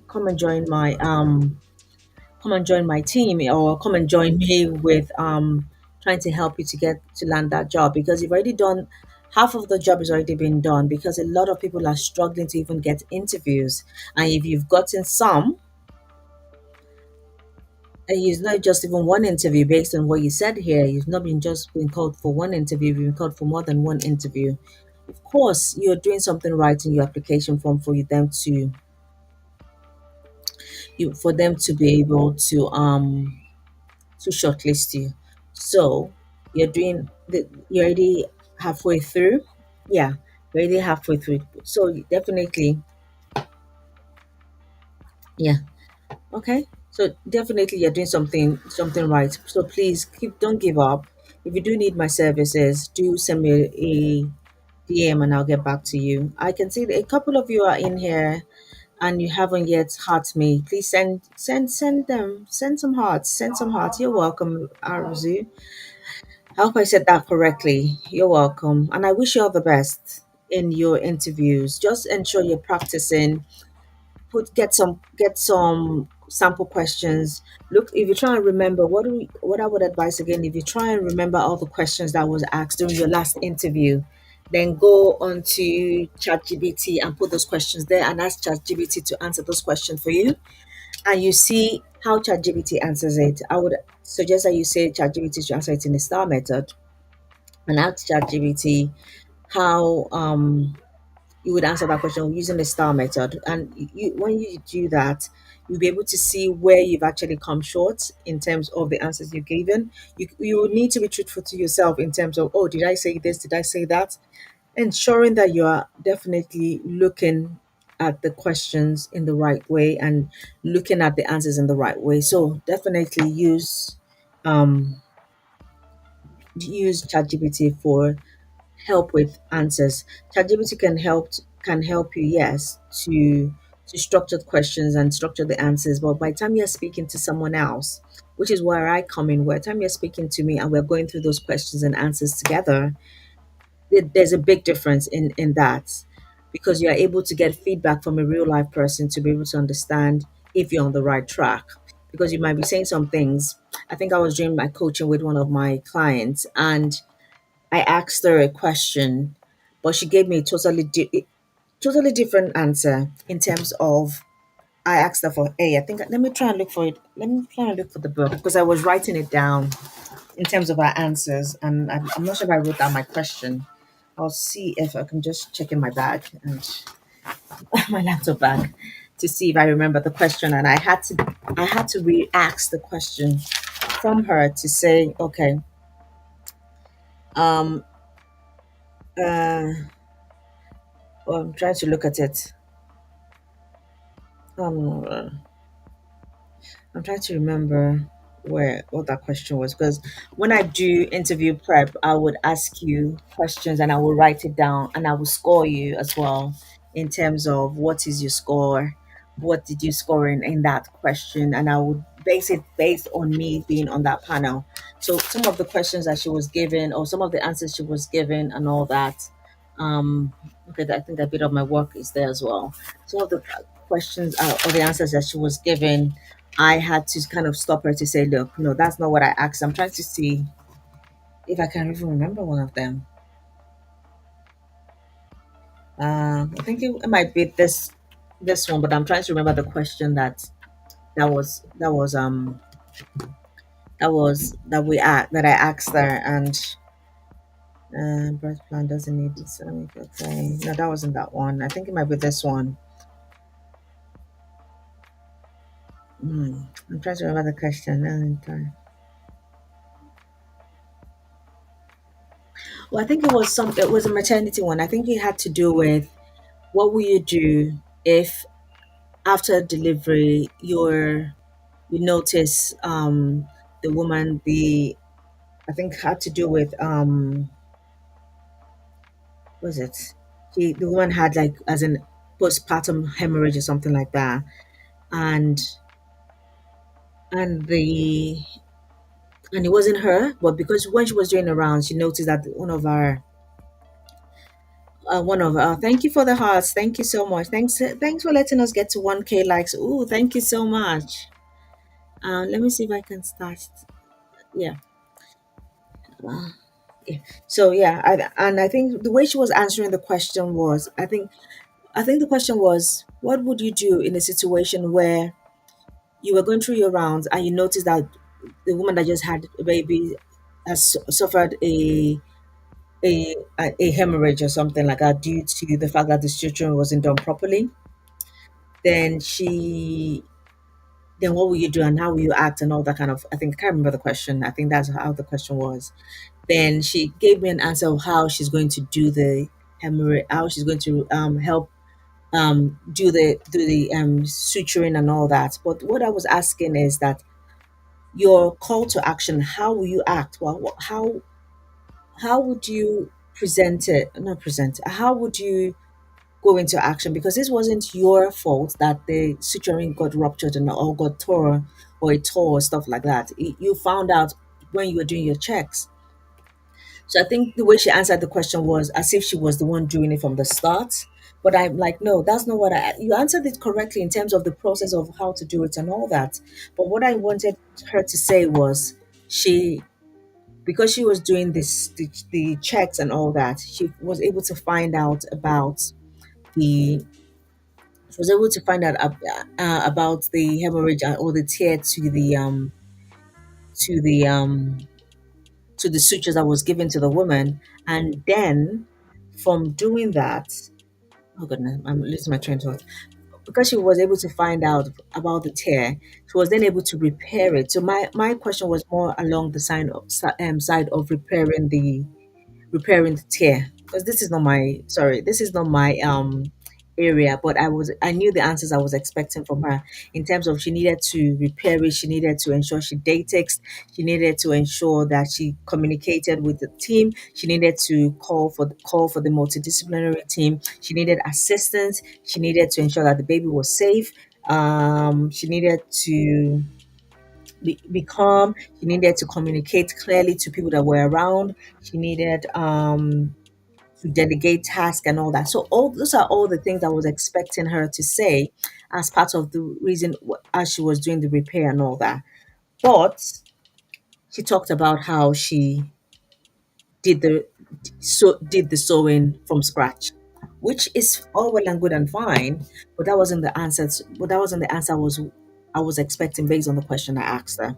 So in that kind of situation, when you do find yourself in that kind of situation, you need to ensure that you are answering the question. And that's why sometimes some people fail interviews because they're not answering the question that has been asked. You would have thought that you said amazing stuff, you've said the right things and all that, but you're not actually answering the question. So I think that's the thing, you need to be truthful to yourself in terms of, are you actually answering the question? So you need to go out from that interview and just kind of quickly look at it in terms of, oh, okay, did I answer this question properly? And there's nothing wrong in you saying, please repeat yourself. Could you please, can you please repeat that question? Or can you break it down into two sections or something like that? There's nothing wrong with that, so that you can, so that I can ensure that I've answered all aspects of this question. Can you break down the question into two for me, please, so that to ensure that I'm able to answer the questions properly, because I might forget some parts of the question that you've asked. And there's nothing wrong with that. And people, they do tend to say, okay, yeah, we can break it down for you. Oh, can I, do you mind me just quickly writing down the question so I can have a read about it? Even though I don't really encourage you to kind of write it down during interviews and all that, which would take a bit of more time, especially if you're a slow writer and all that. I would suggest that you just ask them to repeat the question, or ask them at the end of you answering the question. Do you think I answered that question appropriately, or did you think I answered that question properly? Um, are you satisfied with my answer to that question? There's nothing wrong with you saying that as well. So yeah, it's something that you should look into in terms of what's it called? Yeah, yeah. Sorry, I have a question from someone. Um, okay. Do you have any idea on questions or scenarios that may be asked in a nurse triage interview? I think there are so many questions that can be asked for a nurse triage in any. There's so many questions that can be asked. Yeah, definitely. We can go through some questions if you want us to go through some questions. Let me know if you want us still go through some questions, and I will definitely help in answering those questions. I don't know if you're still there or not. I'm not sure when you send that message. Apologies if I've missed you. If you're still here, let me know so I can go through that question with you in terms of, okay, telephone triage. Okay, I can try and look for some questions for you. I have a whole bank of questions that I can try and go through for you. Just bear with me. Just trying, because I have a bank list of questions that I can go through. Just hold on 1 minute.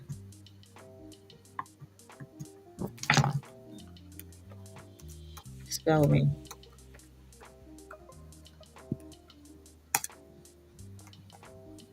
Mm. Just hold on 1 minute. I'm just trying to get the questions for you. And when you're trying to find something, it just takes you longer.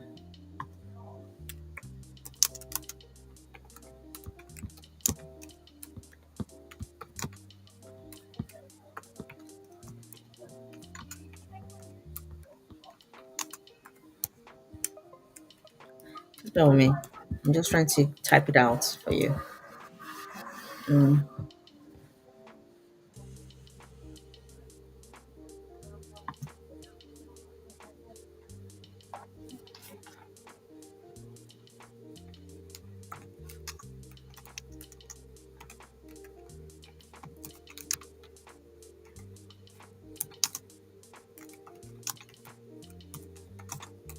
Bear with me. Someone just asked me a question.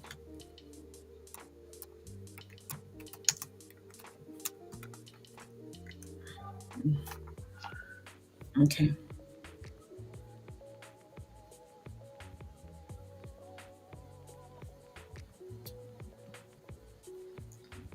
I think one of the questions with regards to telephone triage, I think I would say is tell me a time, or how do you work under pressure? I think that's a good one for you to be able to answer. Hold on. Let me just close this because it's blocking the questions. Oh yeah, okay. I think that one might be, say, tell me a time that you've worked under pressure. So what they need to, or how do you handle pressure or conflicting things or conflicting actions of something like that, or how would you handle working under pressure? What they're trying to find out in this kind of question is your communication skills, your delegation skills, your thought process. How would you speak to them? Your communication. What's the manner? How is your voice? How is your tonation? How how are you able to answer those questions in a calm voice without you worrying about what is going on around you? So in that kind of situation, if it's a telephone triage kind of situation, there'll be a lot of calls coming through quick and fast. So you need to think about yourself as, I'm working in this busy call center in a way, and I need to ensure that I'm able to be calm, I'm able to be present in that situation, and I'm able to deliver the right information to them as quickly as possible, because these people are asking questions from you in an emergency. So they need quick answers. They need you to respond quickly. Your thinking process, you have to know how to think fast. You need to learn how to think fast, be quick on your feet in that kind of situation. So answering those questions or asking those questions is about working in pressurized environment. It's about ensuring that you're able to ask probing question and quick probing question in terms of, sorry, for example, um, someone calls you in an emergency, you need to ask, can you tell them what happened? Is there anyone in immediate danger? You'll be asking about what's going on around you at that point. Yeah. So ensure that you are able to think fast. Eh, Ensure that you're able to think fast in that kind of situation.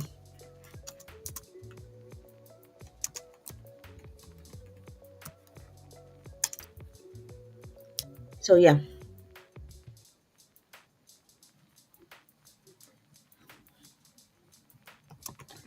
just trying to get the questions properly for you.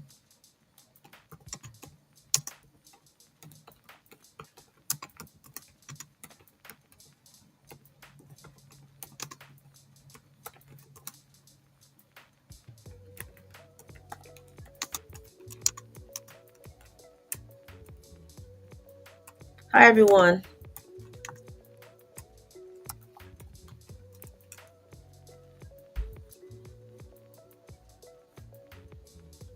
Okay, so what is coming up is, how would you be able to calm down a distressed or panicked caller?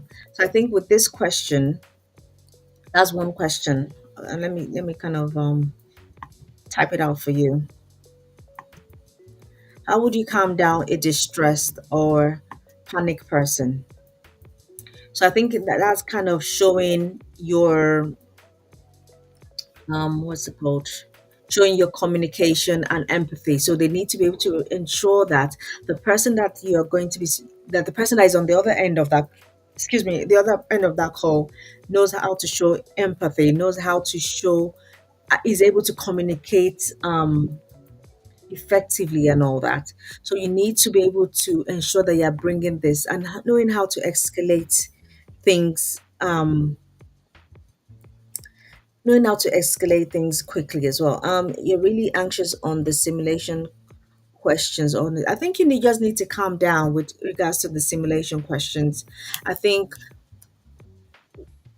they want to know how you're going to act in that kind of situation. So there's no point in you getting the job if you're unable to act properly or able to think quickly. So what you need to think about is, I need to remain calm. I need to remain present. I need to take deep breath. I need to understand that I'm not the one going through that situation. I'm trying to help the person at the other end of that call. So I think just think about it. If I called 999 now and I need help, how do I want that person to sound? That person needs to sound confident. That person needs to sound confident for me to get the information that I need. That person shouldn't be panicking as me as well. That person should be able to be efficient, get me to the right place that I need to get to as quickly as possible, know the right people that I need to do. So so I think another good question is that we can do another one is, they will okay. So you receive a call from someone who says that their father has collapsed and isn't breathing. What is the next steps that you would would would ask for? What are your next steps? Um How do you decide which call needs an immediate ambulance response? So, how would you know that? So, is that, what you're trying to find out in that one is about your prioritization and decision making. How do you make decisions quickly, especially when it has to do with life and death? How do you know that this one is life, this one is death? This one, I know I need to definitely get out the air ambulance, or I need to get out the road ambulance for this person. In terms of your thought process, put yourself in that situation, even though you're going to be in that situation, but you're not in that situation. If you understand what I mean, you are going to be two people at the same time, in that situation and out of that situation. So I think that's how you need to ensure that you're putting things across to people, or you're putting things across to the interviewer on that day. Always remain calm, because I can't have an anxious person on the phone with me while I'm trying to explain to them that, oh, I'm going through this as well. So ensure you remain calm, yeah, and just answer the questions as see if you're the one going through that thing. And this is what I want to be hearing that person ask me. What's going on? How am I feeling? What's around me? Um, I think in terms of how would you handle, another one is probably how would you handle listening to distressing situation, because I'm sure there will be so many stuff that you would have to listen to when you get that kind of job. So I think it's a lot of self resilience that you would need in that role. I don't think I can do that role. My role is already hard enough for me to be able to do with regards to the people that I have to speak to on a regular basis and all that. I don't think this kind of role, I think it takes a very special kind of person to do this job. And good on you for you to want to do this job. And I do wish you all the success in that role. And I'm rooting for you to be able to get it. When you do get the role, please come back to my channel and let me know. Drop an email, drop me like a message on any of my videos, and just let me know that you've gotten the job. Yeah, go on to ChatGPT as well and just ask ChatGPT, could you please give me some questions that I can use to practice for a telephony triage interview that I'm going for in this trust or that place, so I can prepare. I want star answers. I want examples of how to answer those questions properly in terms of star approach, or in terms of smart answers and all that, to be able to answer that question. Yeah. So yeah, definitely. I wish you all the success. I wish you all the success. I think I'm running like two lives at the moment. I'm just trying to see how best. Yeah, I've been an A&E nurse, so I want. Oh, I've been an A&E nurse, so I want that one because it's a desk job and I need that. Oh, I think you've already seen enough of triaging as an A&E nurse, so I think you would be fine if you've worked as a A&E nurse. I've worked in hospitals where my nurses, I can remember trying to have a meeting with the nurses. I'll be there with my book, waiting for them. Okay, we have a meeting at 10 o'clock. We are on our way to the meeting, and an ambulance just speeds through. Take me 1 minute. Give me 5 minutes, Timmy. I'll hopefully be able to. I hope I'm going to be able to kind of pass this on to someone that we can go for our meeting. 10 minutes, 15, 20, 30 minutes. I'm still waiting. I'm not like, okay, I'll just sit down one corner and just wait for them to finish. So good on you for wanting to leave the A&E, which is already a hard job on its own, and you're still going to another hard job as well. So yeah, being a triage nurse and being a triage nurse in A&E and being a triage nurse on the telephone is nearly the same thing. The only thing about I think the only difference I would say is the fact that you're sitting down and you're not physically doing the work. With A&E, I'm sure I know because I've seen them work.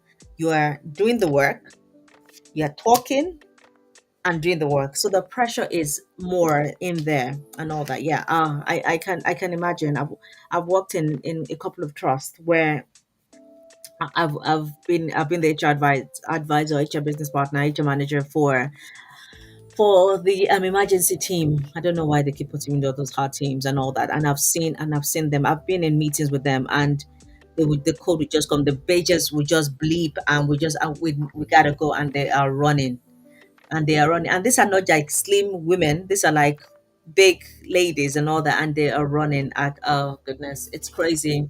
And working in A&E as well, in terms of the violence that you guys also receive in there from people that come in, because all sorts of people come into the A&E and all that.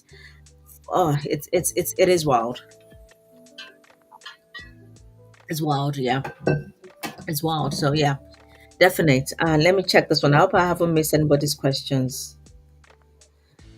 Just checking this other one. I'm making sure I've not missed anybody's questions. And if I've missed your questions, send the questions again so I could answer them. But thank you all for coming to my live. I really appreciate the love and all. I really do.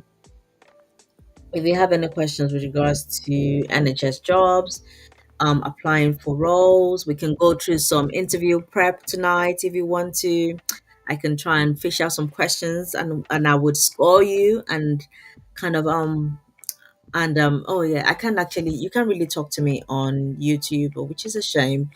But if you're on TikTok and you want to me to go through some interview preparations with you, we can do one or two preparations together. I can invite you into the live so we can, yeah, yeah. Oh, Fad, hi. What role is it for? You want us to go through some interview preps? This is like a bonus because I normally do this with my paid clients. So I think I'm in a very good mood this evening to want to do some interview prep with you. For what role are you trying to get? Are you going trying to prep for, Fad? What role is it for? Yeah. What's Kim Wime Sakala? Thank you for your question, and I wish you all the best in your interview. Yeah. So, Fad, what question are you trying to, or what role are you trying to go for so we can go through some questions together? Healthcare assistant. Oh, okay. Band, what is it?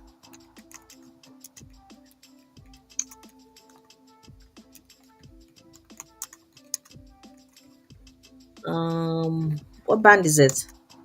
Band three. Okay, yeah. You want me to bring you up?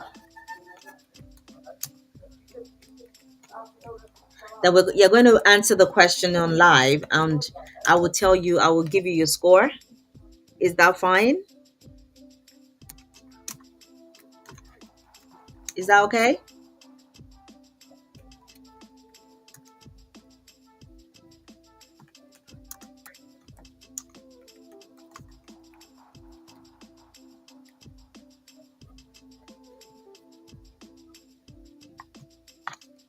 Let me know if that's fine for you so I can bring you up. So we'll do like a live question and answer.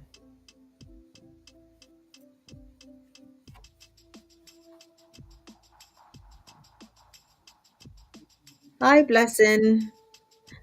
Long time. I've decided to repent and start coming back on live because I've been so inconsistent. But I think this week I've actually since last week I've actually changed my ways. But are you still here? Do you want me to bring you up? How do I bring you up now? Fat. Okay. Ah, okay. So I can go through some questions anyways with here because I would have loved for you to answer some questions that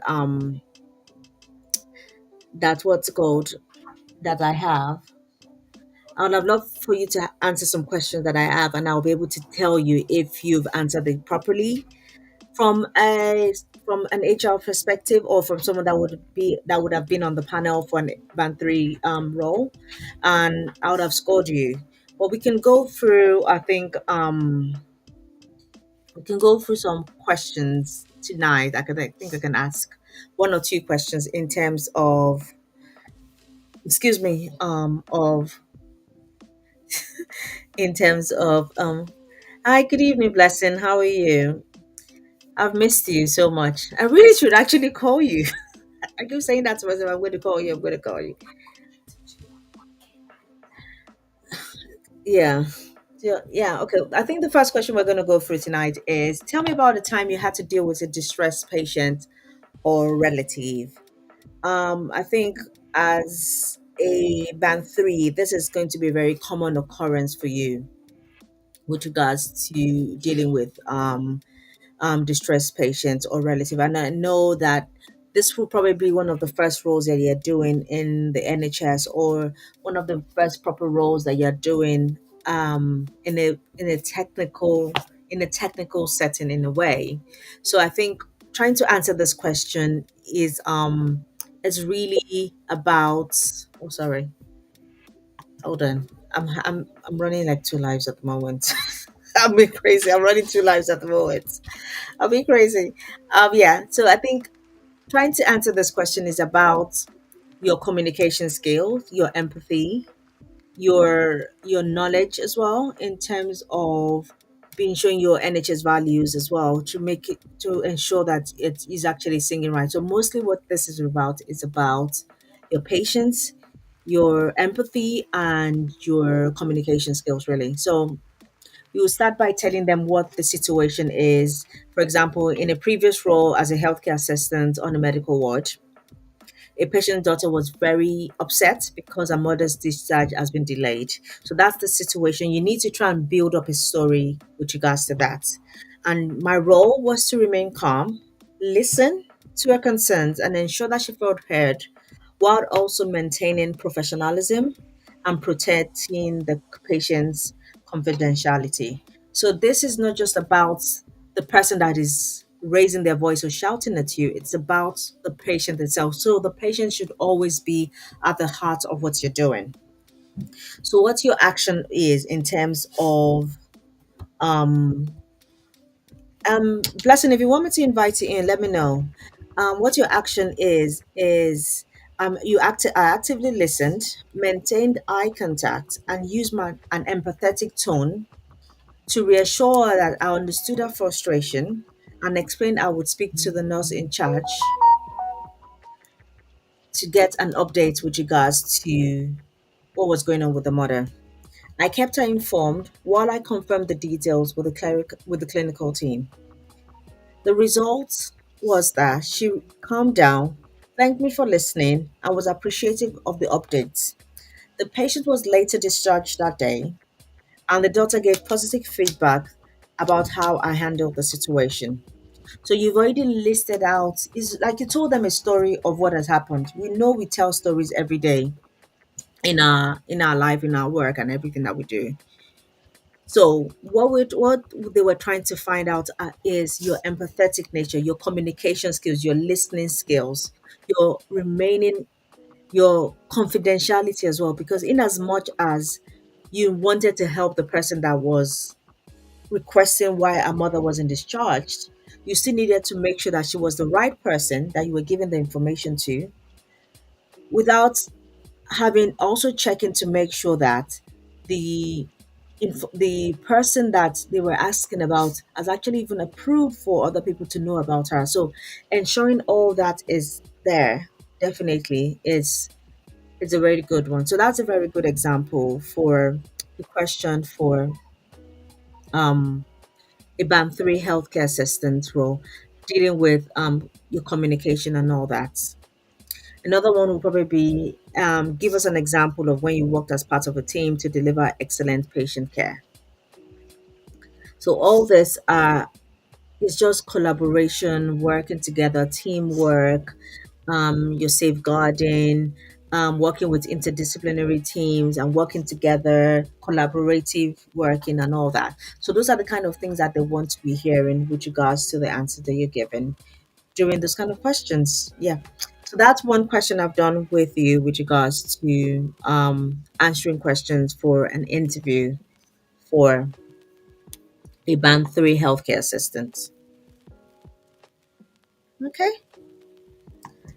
Does any other person have any questions? But because these are paid customers, or paid my paid clients, they have me for this amount of time to help them with their interview. So these are kind of ways that we kind of I ask questions and they would be able to tell me those answers. Those are the answers I what's it called? Those are the answers that what's it called? I would I'll be expecting to hear from them. If you give me that kind of answer, you'll most probably get a 4.5 out of 5, because you've answered every aspect of that question. You've ticked touched on a lot of things in terms of. I think maybe next time I would get an interview sheet and bring it to the live and show you guys how we score. I think that might be good actually. I think I need to print out one. I'll look through my emails and find one, because most times they don't even print it out. We don't I don't print out anything, or they don't even send me the stuff. But I'll go I know I had some a couple of years, maybe last year. I think I had some in my emails that they used to send them to me, and they'll write in each of the boxes, we want to hear what the answer should entail is teamwork, collaboration. What else is there in terms of um, clinical governance, data reporting, datics. As in, they would have given you the headings of what they want to hear as part of the answers for a five. So if out of the five you've only mentioned two, you know you're already getting 2 out of 5. Hence the reason why you did not get the job, because you didn't mention the rest of the three things that are important aspect of that answer. So you need to ensure that you're answering the questions properly. So that's the difference between you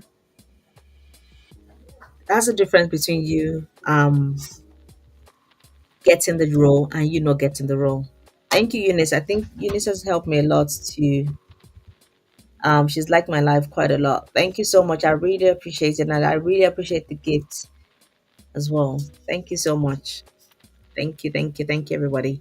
Yeah, let's get the live up to like 4,000. The hearts up to 4,000. Yeah, I really appreciate it. Thank you, everybody. Thank you, I appreciate it. I appreciate it. Thank you so much. Thank you. Oh, we're getting to 3,000. I appreciate it. Thank you. Yeah, thank you. Yeah. So, any other questions from anybody? Any questions from anyone? I'm looking at my other live.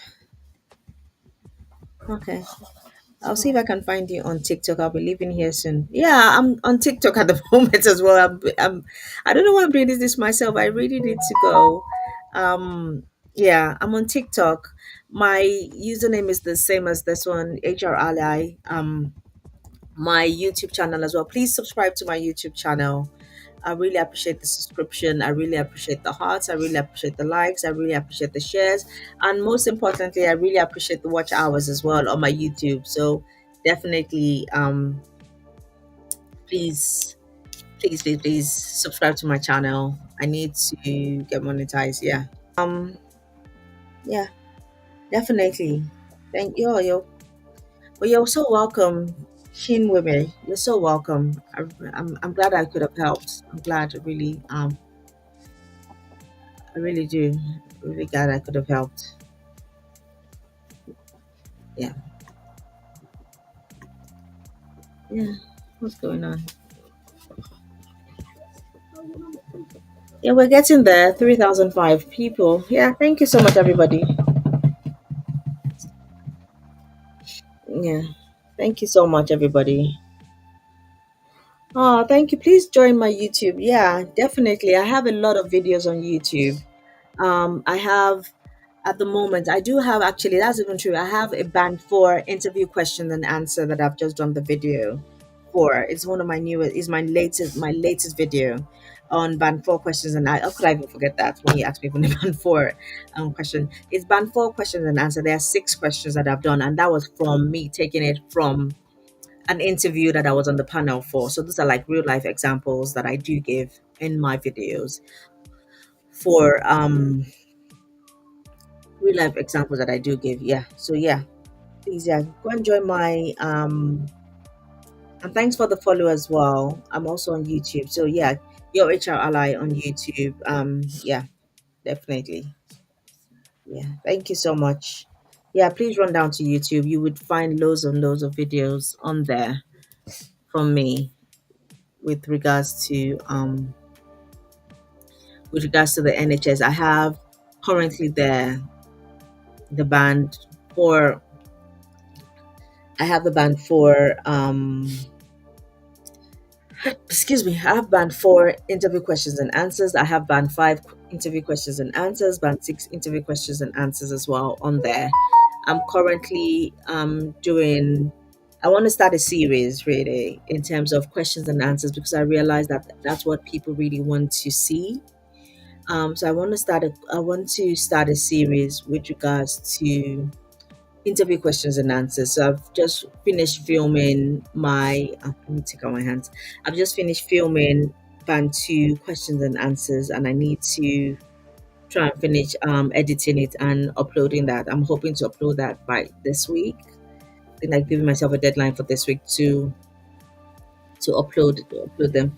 Everyone should please like the live, heart me, send me your hearts on TikTok so I can so this live can get more popular as well. Yeah, thanks Eunice for sending me the hearts and all that. Yeah, so and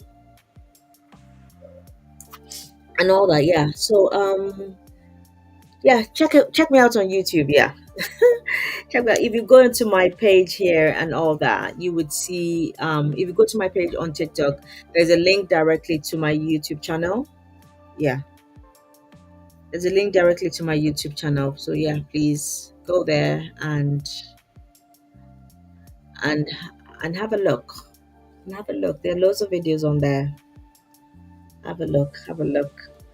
Thank you so much, everybody. What a band 3. Yeah, I think my next video, I was meant to be filming today for the band 3 questions and answers, but I just got so caught up at work. We had one long training from 9 o'clock this morning to like nearly 4 o'clock. It was a very long training. So that has just zapped out my energy. Then I had a client I needed to speak to today, which luckily cancelled. But then I had a telephone call from a prospective client. So by the time I finished all that, then I decided I don't know what possessed me, to do a YouTube live. Then I've now decided again to do a TikTok live, which I need to leave soon because I need to get my baby into bed. So I will try my best. I'll see if I can film it tonight actually. I'll try my best to film the band 3 questions and answers, which is my next one. I already have the questions from a previous interview in my book. Oh, no, not this book. The other book is here. Where are you? It's here. So it's somewhere in there. So these are like all my stuff that I write. Oh no, not that way. These are all the stuff that I write, and in terms of what I need to film. So I'm going to film it. I've already written down the scripts and everything. Um, I would I would try and film it either tonight or tomorrow. Fingers crossed. I think I'm giving myself some work to do. Yeah, I'll try and film it tonight or tomorrow for you guys, and I'll try and upload them as soon as possible. I'm trying to upload videos quickly. Yeah. So yeah, I hope everyone is happy.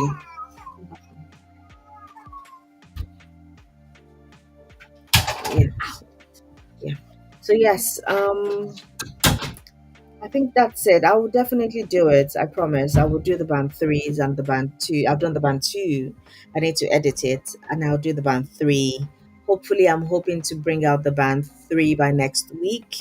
Hence the reason why I'm putting myself under a tight deadline to do the band 3. Do the band 2, then do the band 3. So I need to actually start editing tonight, actually. Come to think about it. Yeah, let me even start editing tonight. I'm start editing tonight. Let me get it. And start editing it tonight. Hopefully, I'm able to finish tonight. I'm hoping to finish tonight and all that. Yeah. So I started downloading it now. So hopefully, I'll finish tonight. Yeah. But yeah, I will get it done. I get it done. I promise. I would upload it onto YouTube, and hopefully it will be a blessing to you and to anyone that needs it with regards to trying to get that role into the NHS. Yeah. Thank you, everybody. Any other question? Any other question from anybody? I would definitely love to help. However, hello, Brown Skin Bay. Welcome, welcome, welcome. If you're here, please ask me your questions about the NHS. And I do enjoy answering questions. I'm in a very good mood today. We can do some interview prep. I think I'm actually going to be here. Oh, God, it's nearly 10 o'clock. My baby has to sleep.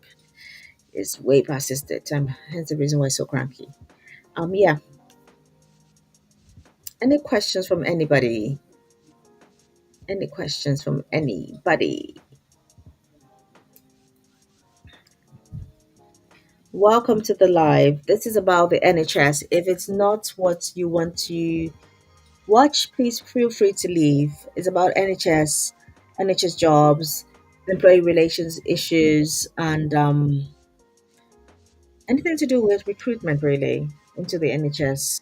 Um, I think if you've been on my live before, you know I don't have any COS or anything like that. I just try and help you to get your job in the NHS. That's what I do. Yeah.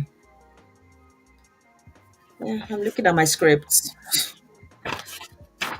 Looking at all my scripts. It's a lot of planning and it's a lot of this was the band four one that I did. So I have to write it down, different sections of how I need to answer the questions and all that. It's fun. It's fun. It's fun doing them and all that. Yeah. Yeah. So I need to properly just script the band three one. I think with the band two, I did that one online. I left it online and all that. But with the band two, yeah, I mean, with the band three, I need to script it properly because the band three was quite easy. Band two was quite easy, yeah, for me to do. So I need to script this one properly. Yeah, I have like how many laptops open? Bloody hell, Tabby. Yeah. Mm, okay. All right. Yeah. So does anybody have any other questions? Really, I think I want to be here for the next 6 minutes. I need to try and get this young man to bed. So if you have any questions, we can quickly go through them quickly now. And you guys are not hearting me. You're not sending me the hearts. Even though I'm now thinking, do I really want this life to get more and more popular when I'm about to leave in 6 minutes? I don't know. So yeah, please send your questions. Send your questions, or we can look at ourselves and I can look at you guys. Come onto my live and be pretty, or you want to look at my pretty face as well. But yeah, how can I help? Interview questions and answer. Can we go through another question for band three? Okay. Give me an example of when you worked as part of a team to deliver excellent patient care. So what they really want to know in this question is your communication skills, your team working, your collaboration, working with interdisciplinary team, working with more than one person is about teamwork really. They want to know. And your communicate I've said communication, haven't I? Yeah.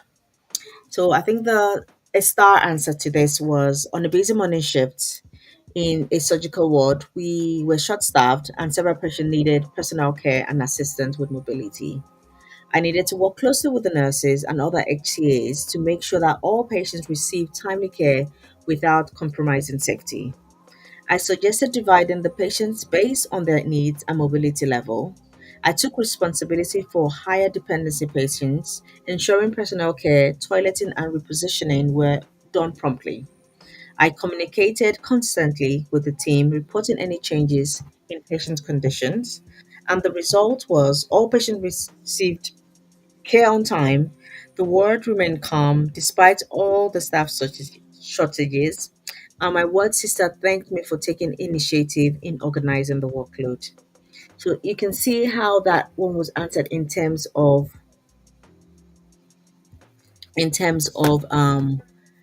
delivering excellent patient care. it wasn't just about that person. It was more about focus more on the patients of the day. So taking charge, your decision making, your timekeeping, your collaborative work, and your delegation skills and all that, your negotiating skills as well need to be coming into place. And putting the patient at the center of the care, which is what they really want to hear in most cases. So someone asked me here that, please, what can make a band 5 role application stand out for a person who has no UK experience? It's your transferable skills that can make it stand out. What kind of roles are you trying to apply for, Ayaba? Oba, yeah. What kind of roles are you trying to apply for? So you would have transferable skills. You will have transferable skills from, even if you've not worked as a nurse, or sorry, my back is itching me. Even if you've not worked as a nurse or a healthcare professional, but you have transferable skills because you've looked after your grandmother that was ill, you've looked after your sick child, you've looked after your niece or nephew that was running the temperature. That is transferable skills. How did you step into that care role? How did you go into that role, even though you don't have any experience? The UK experience bit of things, I think, don't let it get you bummed out or don't let it get you down in terms of I don't have UK experience. Not all employers are looking for you. Not all employers are looking for UK skills or UK experience, because before they shortlist you or before they invite you for an interview, they would have seen that you don't live here. How come other people that came from abroad are able to get jobs and they don't have any UK experience? It's from their transferable skills of how you explained yourself in your application form. Did you answer the question properly? Were you being truthful in terms of, although I don't have this experience, I am willing to learn, I am open, I have this skill instead, which is similar or comparable to this role, to the skill that you're requesting. I'm open to learn. I continuous my CPD is on top. I'm on top of my CPD, continuous professional practice and all that. I'm always open to learn. I'm always willing to learn. If you show me how to do it, I'm a fast learner. I can learn on my feet. I'm quick thinking. Those are the kind of things that they want to hear, especially in an application form and in your interview as well. Talk about your willingness to learn. Talk about your adaptability. Talk about your willingness to change, to adapt to how things are being done there. You're not rigid. You're not rigid. You're not set in your ways. You're flexible. You're fluid. Those are the kind of things that they want to see. Those are the kind of things that they want to see. So yeah, definitely. You can get a role. You can get a role without having any UK experience. Trust me, I've helped my clients that don't have any UK experience get roles, and yours will not be different. So if you need my help to be able to help you get that role, yeah, definitely, please reach out to me. You can reach out to me on TikTok. You can reach out to me on YouTube. The link to my YouTube channel is on my TikTok profile. So definitely, please reach out to me through that. Oh, thank you for the follow as well, Dre Young. Thank you so much for the follow. Reach out to me on YouTube, on TikTok, and I'll get back to you as soon as possible. There was one person that tried to get through to me for like maybe 2 or 3 days, and for some weird reason, that was when my I don't know what's happening. Okay, that was when my oh my goodness, I'm having to verify something. Oh my goodness, I'm not doing it properly. Hold on, sorry guys.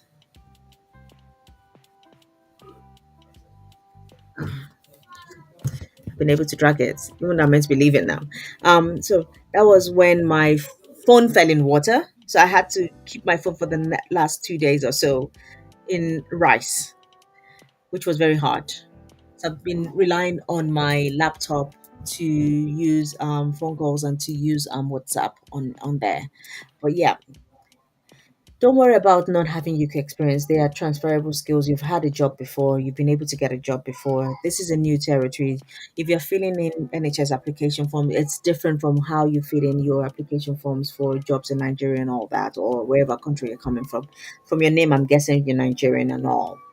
So yeah, you just need to put in a bit of more work into it. That's it. and you would get it. Trust me, I've helped a lot of people get roles in the UK that don't have any experience. So yours is not going to be different. You just need to persevere and put in a lot of work. Yeah, I think, guys, thank you so much. I'm gonna have to leave this live because I need to take care of my son. But thank you so much for liking the live. Thank you for coming through. I just wanted to have a quick live. Oh, thank you so much. I just really want to have a quick live on TikTok as well, just to say that I see you guys, I hear you guys. I'm here to help. If you need help, you can send me a DM. You can watch my YouTube channels. There are loads of videos on my YouTube channel for you to be able to kind of put you in the right footing towards getting that role. I have over 10 years experience working within the NHS, over 20 years in HR. So I think I should know what I'm talking about by now. If I don't, then there's problem. There is problem. So yeah, if you do need help on a one-to-one basis, I do offer coaching services. I do offer that one-to-one kind of service, but my slots are getting full. I think the more I come on live, the more people come and join me and all that. So I think I'm getting to the point that I need to be quite selective as to the people that I'm able to work with, and I need to be realistic with them as well. I think somebody asked me today quickly. Someone asked me today, what's the guarantee? There are no guarantees because I'm for you to get a job. There are no guarantees from me for you to get a job because I'm not going to be there with you in the interview. I'm not going to, it can't come on TikTok. It can't come on TikTok. Yeah. So, but I really need to go. I think my daughter's kind of helped me already with getting him to a point. Yeah. Okay. Thank you so much, everybody. I really, I'm coming. I really, really appreciate this. Thank you so much. And I will see you on my next live. Okay. Yeah.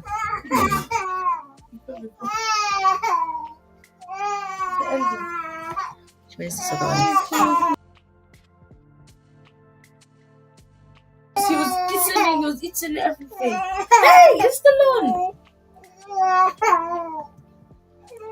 You didn't end it. I've ended it. The YouTube one.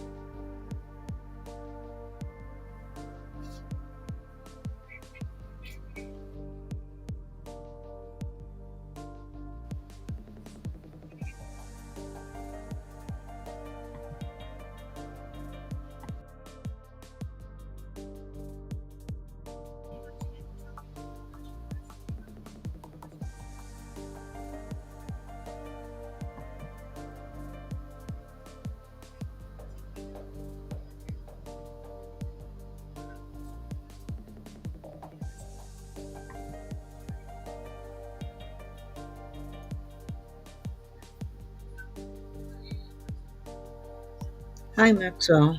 I hope I've answered your question.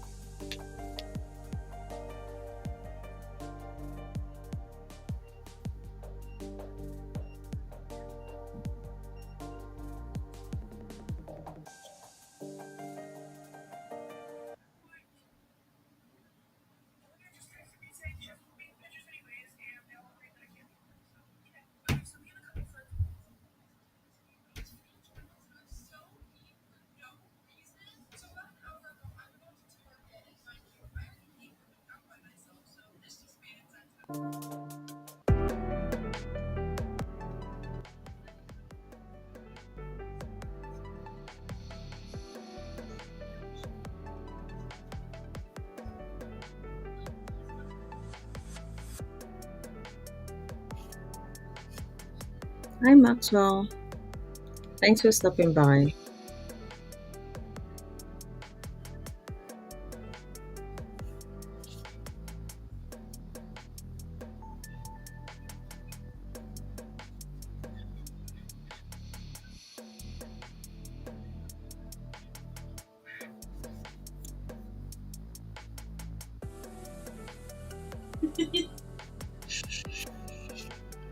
I didn't know.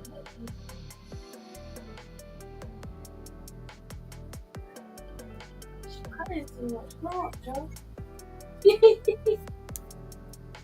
I not request that. Eunice. Yes.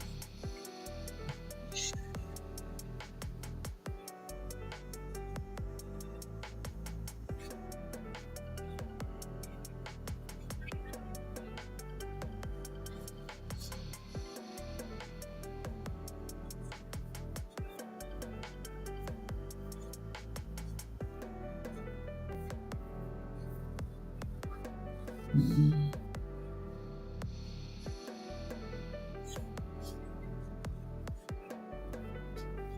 Yes. Yes.